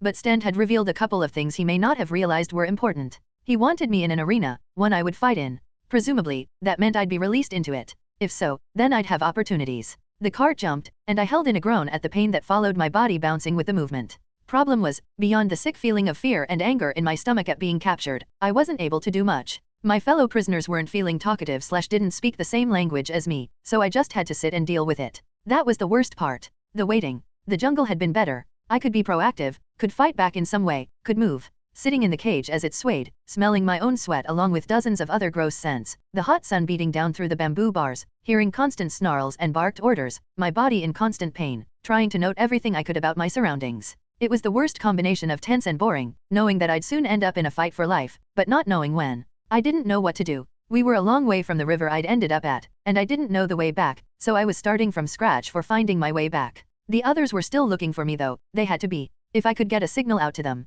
There was nothing I could do but wait and watch. Engländer, hör auf mich, glaring, beverich dir die Augen Ozias, the German man said, the Omnitrix randomly translating the word in the middle. I'd been eyeing him for a moment. Apparently, he didn't like that. You keep calling me that, I noted. I'm not an Engländer. I'm an American, dude. Red, white, and blue, baby. I ended with a wide grin. Dumber idiot. Ich spreche kein Englischisch. But violin, he said at the end, as though adding a garnish. But violin? I asked, confused as hell and wondering if the Omnitrix was somehow regressing in progress because there was no way the German language had a word that meant but violin. He scoffed instead of answering. Okay then. We traveled on and on. The guys transporting us got water, took shifts, rested in the shade. We sat in the sun and waited. I meditated, trying to rest that way, to keep my mind together. I looked over at the rock guy, or girl. The rock person looked at me. It opened its mouth and spoke for the first time, in a language that sounded like stones shattering rhythmically, hitting each other in a kind of beautiful cadence. Nice to meet ya, I said as casually as I could. Then I looked past him / her and stilled. A frown grew on my face as I struggled to my feet, staring out at the place in front of us. The other prisoners had similar reactions. In the distance, a city rose out of the jungle. Made of grey stone, it seemed almost like a mirage the way the fog of the jungle parted to reveal it. First, there were some small buildings, inns, and homes maybe. Sword Lords, which I figured was the name of the dinosaur people, stepped out from the homes to watch us as we rattled past. I was surprised to see a few humans, reptile people, even a stone person like the one next to me, coming out. But the main population seemed to be the Sword Lords. They were mixtures of various dinosaurs, but it was relatively easy to tell they were in charge. I tried to remember if any species like this had appeared in the comics. If they had, it wasn't often. The only dino hybrid I remembered from the comics with any certainty was Sauron and Stegrone. And as big as Stend was, he was no Stegrone. As we rattled along, the smells of the jungle faded and new scents hit my nose. The smell of fresh bread baking, meat cooking, along with more gross scents like the kinds that came from a sewer, or from when fruits and vegetables had rotted to near nothing. Stend rode up alongside our cart, chuckling. Look at this. Home? Isn't it beautiful? I kept my opinion on that to myself. It was okay. All the buildings were made of granite, giving the place the feel of a medieval city mixed with Aztec culture. The buildings came closer and closer together the further we went, the dirt under the cart gave way to cobblestone, and the smells got stronger. So, outsider, Stend said to me proudly, what do you think of our home? Humble, but strong. No. I thought about being pithy again. But not yet. Not until I was ready. It's nice. Indeed, he chuckled. A good place to die. In the distance, I could see it. An arena, large as any basketball stadium I'd ever seen, built of the same rough gray stone as everything else around us. We moved towards it as Stend beamed proudly up at the thing. He mumbled something to himself before waving up at the arena. Far above, at the very top where windows looked out to the city, 2 figures could be seen. I watched them carefully. Watched everything. Tracked routes. Embedded the path we'd taken into my mind, watched the guards roaming around, from 8-foot brontosaur lords to squat and strong ankylosaur lords. We entered the arena from one of the lower floors, moving from sunlight to shadow. The door closed as we finally entered. When they stopped the carts, it was in front of more cages. The guards didn't waste time. They seemed pretty practiced at the whole enslavement of people thing. They did each cart one by one, forcing the groups in with their spears poking, barking orders in that growling language that seemed common here. Only when every prisoner was secured in one of the metal cages did they move to the next. We were last. Since I was in the back of the cart, I was ready when it opened. I thought, for just a moment, about attacking. But there were multiple guards, all armed, all presumably superhuman. I had to choose a better moment. My chain was loosened, and I was pushed forth. I dropped down to the ground, looking around the stone room we were in, noting the number of guards, tracing my eyes across the cage. Stend was watching in silence. I pretended not to notice. Walking forward as docile as possible, I stepped into the cage. The others followed me, the reptile guy trying to shove past me. I slid around him, avoiding his bulk, leaving him to stumble inside. Then I took a corner and sat down. The others filed in, one after the other, the German guy last. Reptile guy hissed something to Stend, who hissed back, pointing for him to sit. Stend looked at all of us. He spoke in English, one of the guards translating. Some of you, the ones who have lived here for some time, know what the arena is. He panned his eyes across the room. Others, you country bumpkins, he noted the stone man, the winged people, and a few of the reptiles. And those who are newer to our proud ways, he eyed me, may wonder what it is. Let me be clear. The arena is where you fight for a purpose greater than yourselves. The entertainment of our Lord, he chuckled. It's an honor, a privilege. I myself once fought there, made a name for myself, won my freedom. And if you win, you can do the same. Nope. That wasn't how I wanted the story to end. I'd make my way out another way. Besides, I already had a greater purpose. Today, rest, eat, drink. But tomorrow, you will fight, he chuckled. Make it fun, will you? He turned and strode out, his spiked tail waving with each step, followed by a lot of the guards. 2 of them were left, glaring at us. I noted them. The first guy was a T-Rex hybrid, about 6 feet tall, carrying a spear. The second one was a raptor, just a bit shorter than me, with a spear as well as a sword on his hip.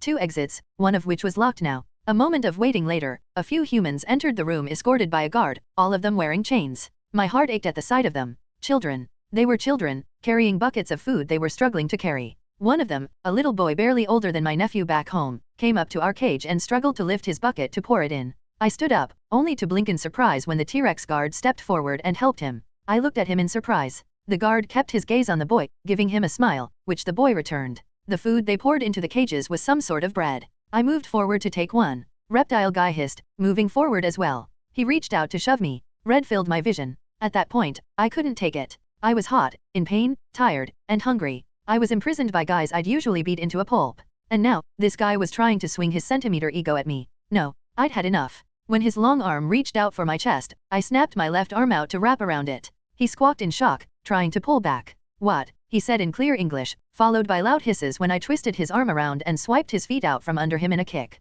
I pushed him down to the ground, keeping his arm high, and slammed him into the floor before bringing my knee down into his back, keeping him pressed there. Shove me again, asshole. I shouted, pulling him up and slamming him back down to the ground, bouncing his face against the stone. Gree, he shouted, struggling against me, his green scales warm against my hand and under my knee. He struggled to stand, pushing up against me. He was stronger than me, but strength is nothing without proper leverage. I pulled his arm towards the center of his back. I looked around at everyone else. No one was moving. Even the guards were just watching. I stared down at Reptile Man. He snarled, struggling to rise. I shook my head. Dude, We're literally enslaved and you're still. I shook my head again, unable to hide my disgust. Damn it. I didn't want to break his arm. We might be fighting tomorrow. Two people with broken arms wouldn't help things if we had to fight together, which I was guessing was going to happen. I let him go and jumped back as fast as I could, waiting for what he would do next. He rose up in a scramble, roaring as he rushed me with his claws out for my throat. I ducked under his right slice, then punched out with my left arm, hitting him directly in the solar plexus.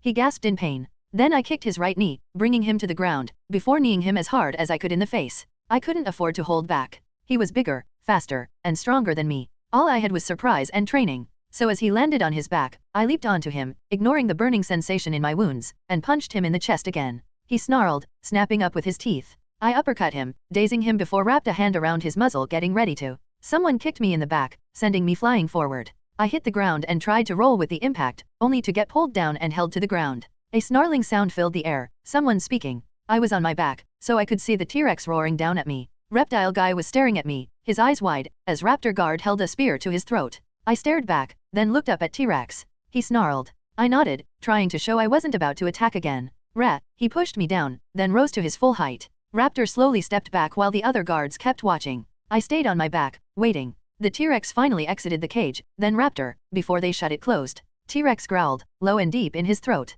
I shared a look with Reptile guy. The green-scaled man looked like he was about to snarl. I shook my head, then got up, ignoring him. Whatever noise he was going to cut off. I walked up to the bread, most of which had been stomped on by the little brawl. Big chunks of stale, moldy, dirty brown.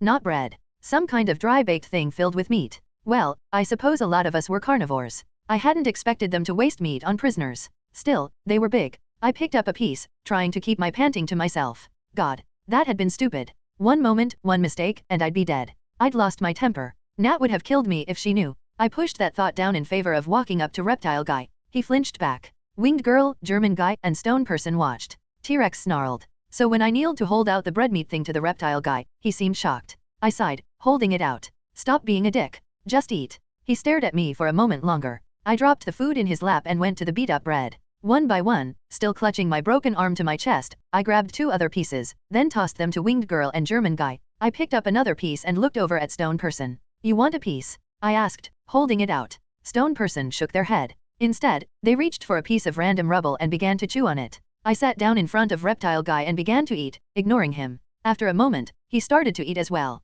Dial, Reptile guy looked up at me. I patted my chest. Dial. Dial. I patted my chest again. Gresh, he said hesitantly. He sort of growled it. Gresh. Nice, I grinned. Look at that. I'm a master of communication. He snarled. I chewed my food, trying not to look like his teeth were scary as shit sharp, and grinned. Gresh was the Reptile guy. Stone person's name was some combination of a boulder shattering and gravel bouncing. When I tried to say it, I felt like my lungs were about to pop out of my throat. So I called them Demi since Deadpool's voice was always described as Demi Moore's if she was gargling gravel. I am great at names. German guy didn't want to tell me his name. He kept calling me Englander. German guy was a jerk, so he did not get a fun nickname. The winged girl didn't want anything to do with us. I think she didn't want anything to do with the world at large. She had her one wing wrapped around her as she sat with her knees to her chest, her eyes low. I got a good look at her back. Her left wing was torn off, leaving a stump of bone. The winged people in the other cages kept singing to her in a flowing language, sympathy on their faces. She ignored them. It was while we were all hanging out and making friends in the worst group setting I'd ever been to. I kept watching the guards.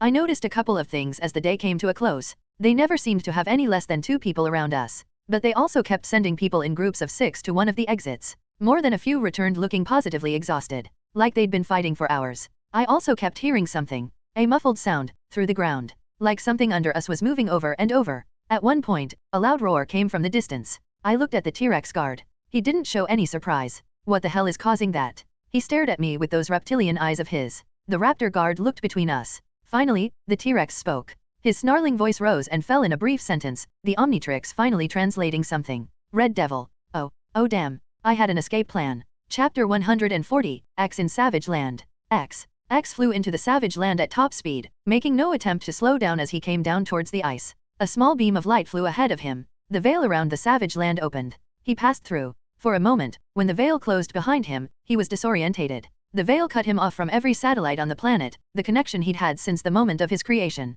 He adjusted to the sensation in microseconds, but it was uncomfortable. In many ways, this was the first time he had ever been left with the silence of his own thoughts. He imagined it was how a modern teenager felt when left in the woods with no technology. X stopped musing to press a button on his harness. The straps holding him to his jetpack released, allowing him to drop as he flew. For just a moment, X free fell through the air, his body streamlined with arms and legs tight to his body. At the last second he snapped his form outward, hitting the ground in a plume of earth and stone flying about. Boom! X took a moment to let his android form adjust to the sudden stop before rising up and striding forward. He patted the weapons across his body while ignoring the jetpack flying away. Instead, he spoke on the radio signal being used by Bridge. "This is X. I have arrived in the Savage Land. Acknowledge." X used the long seconds humans always took to speak to process the jungle around him. The river Mahmoud had fallen into was just a few feet away. Good. He made his way there, reaching for his machete. With brutal efficiency, he sliced his way through the vines. "X," the voice of Carl Creel said in surprise over X's radio. "What are you doing here?"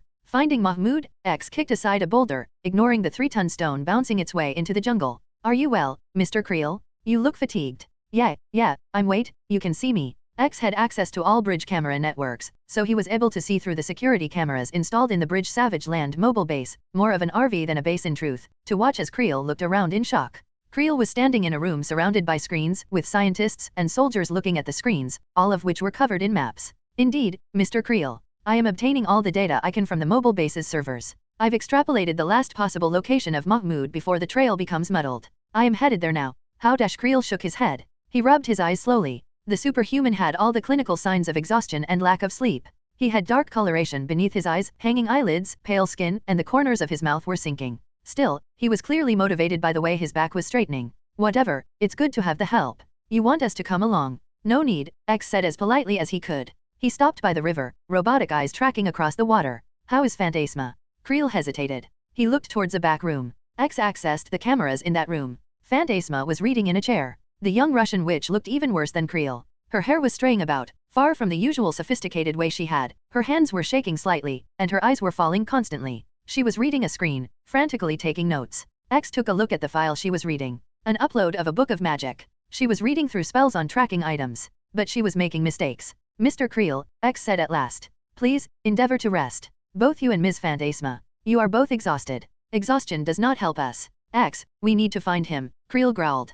"Yes, but you need to sleep," X said firmly. "I do not. I can attempt to track him while you rest. Once you are rested, I will inform you of my position, and you can come aid me." Phantasma is currently writing a spell that, if I am understanding correctly, is meant to track Dial's sword. However, she has currently set it to summon a creature I believe is called a flumph. She must rest. And so must you. Creel stood in silence. X strode into the river until his head was submerged. Finding nothing, he exited and began to walk along the bank, his eyes taking in every bit of information he could process so that he missed nothing. Creel lashed out suddenly, his fist shattering a TV screen before going through it. Everyone in the room stared at him. X ignored it, instead pushing aside a tree and slicing through more brush. "Fine," Creel said, as though he hadn't turned perfectly good equipment into scrap. "I'll get Phantasma to rest. You're right. We need to sleep. But you tell us the second you find Dial. Because I'm going to break his arms if he's just hanging out having fun while I'm trying to find him." "That is more than likely not what he is doing," X said dryly. "One thing," Creel said. "Khazar hasn't shown up yet, but we're planning to ask him for help the second he shows up."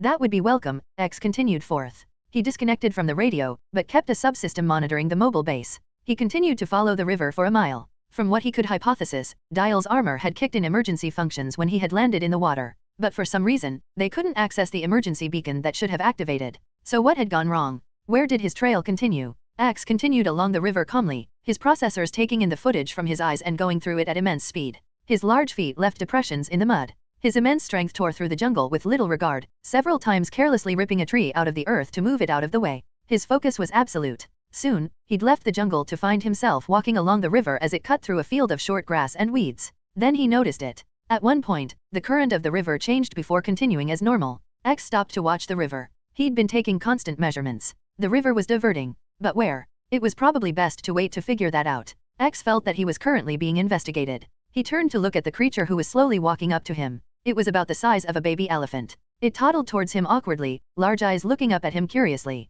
A triceratops baby. Or at least, a descendant of one. It had 2 tiny horns that hadn't grown just yet, and was looking at him with the fascinated gaze of all infants. It must have been only a few months old. X lowered himself to a knee as it approached. He reached out and pulled some grass up out of the ground before holding it out. The baby triceratops' eyes lit up, and it rushed forward. It tripped over its own feet, struggled back up, and continued towards X, leaning its head down to devour the grass in the android's hand with mewling sounds of happiness. X raised his other hand and rubbed its head, getting more sounds happiness from it. It was covered in extremely soft feathers the color of mocha coffee, with some small amount of blue across it as well. X noted its actions calmly. It was a cute thing. It was part of why he'd felt the urge to feed it. Rayaic. She had been just out of sight, in the tree lean. X watched as the mother came towards them. The infant squeaked, rushing towards the mother, who nudged it back. As it did, X noted the size of the Triceratops. Thousands of pounds of flesh and bone, with feathers similar to its child, only more aggressively blue than mocha. Its horns were more like spears of solid bone 3 feet long, and its entire body was built like an armored tank similar to a rhino, with its crest rising high off its head.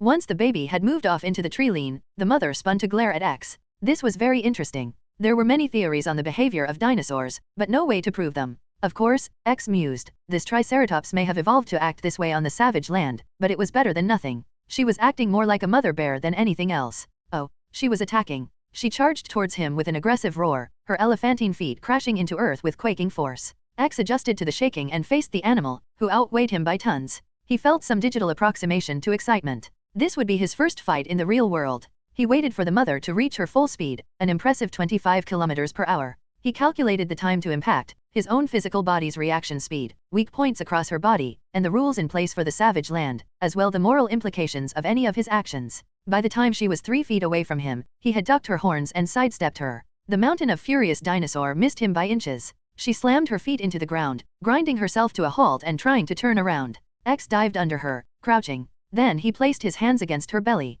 Servos and pistons spun within him. He rose up. And so did the Triceratops. Yug, the mother waved its feet in shock as it was lifted off the ground. X stood to his full height, supporting the weight of the dinosaur. He took a moment of synthetic pleasure in the ease of the movement. His body was taking the weight very well. He kept its weight distributed across his shoulders, mimicking the way human weightlifters did similar feats. Then, as the Triceratops continued to wave its feet around and look around in a panic, he hefted her up and pushed. It took some careful movement to make sure when she landed, she wouldn't shatter or break anything. She still landed with a boom. Confused, the Triceratops slowly rose to her feet and faced him. X turned his back on her and walked into the river. The Triceratops was smart. Apparently, being lifted off the ground and dropped by something that followed that by ignoring her was too much. She slowly backed away, making sure to keep its cub behind her while the baby watched with adorably wide eyes. X ignored them both even as he recorded the incident. Internally, he thought that had gone rather well. Back to business, however. He disappeared underneath the water. His advanced cameras tracked along the river bottom, based on the movement of the silt as it was lifted by the water.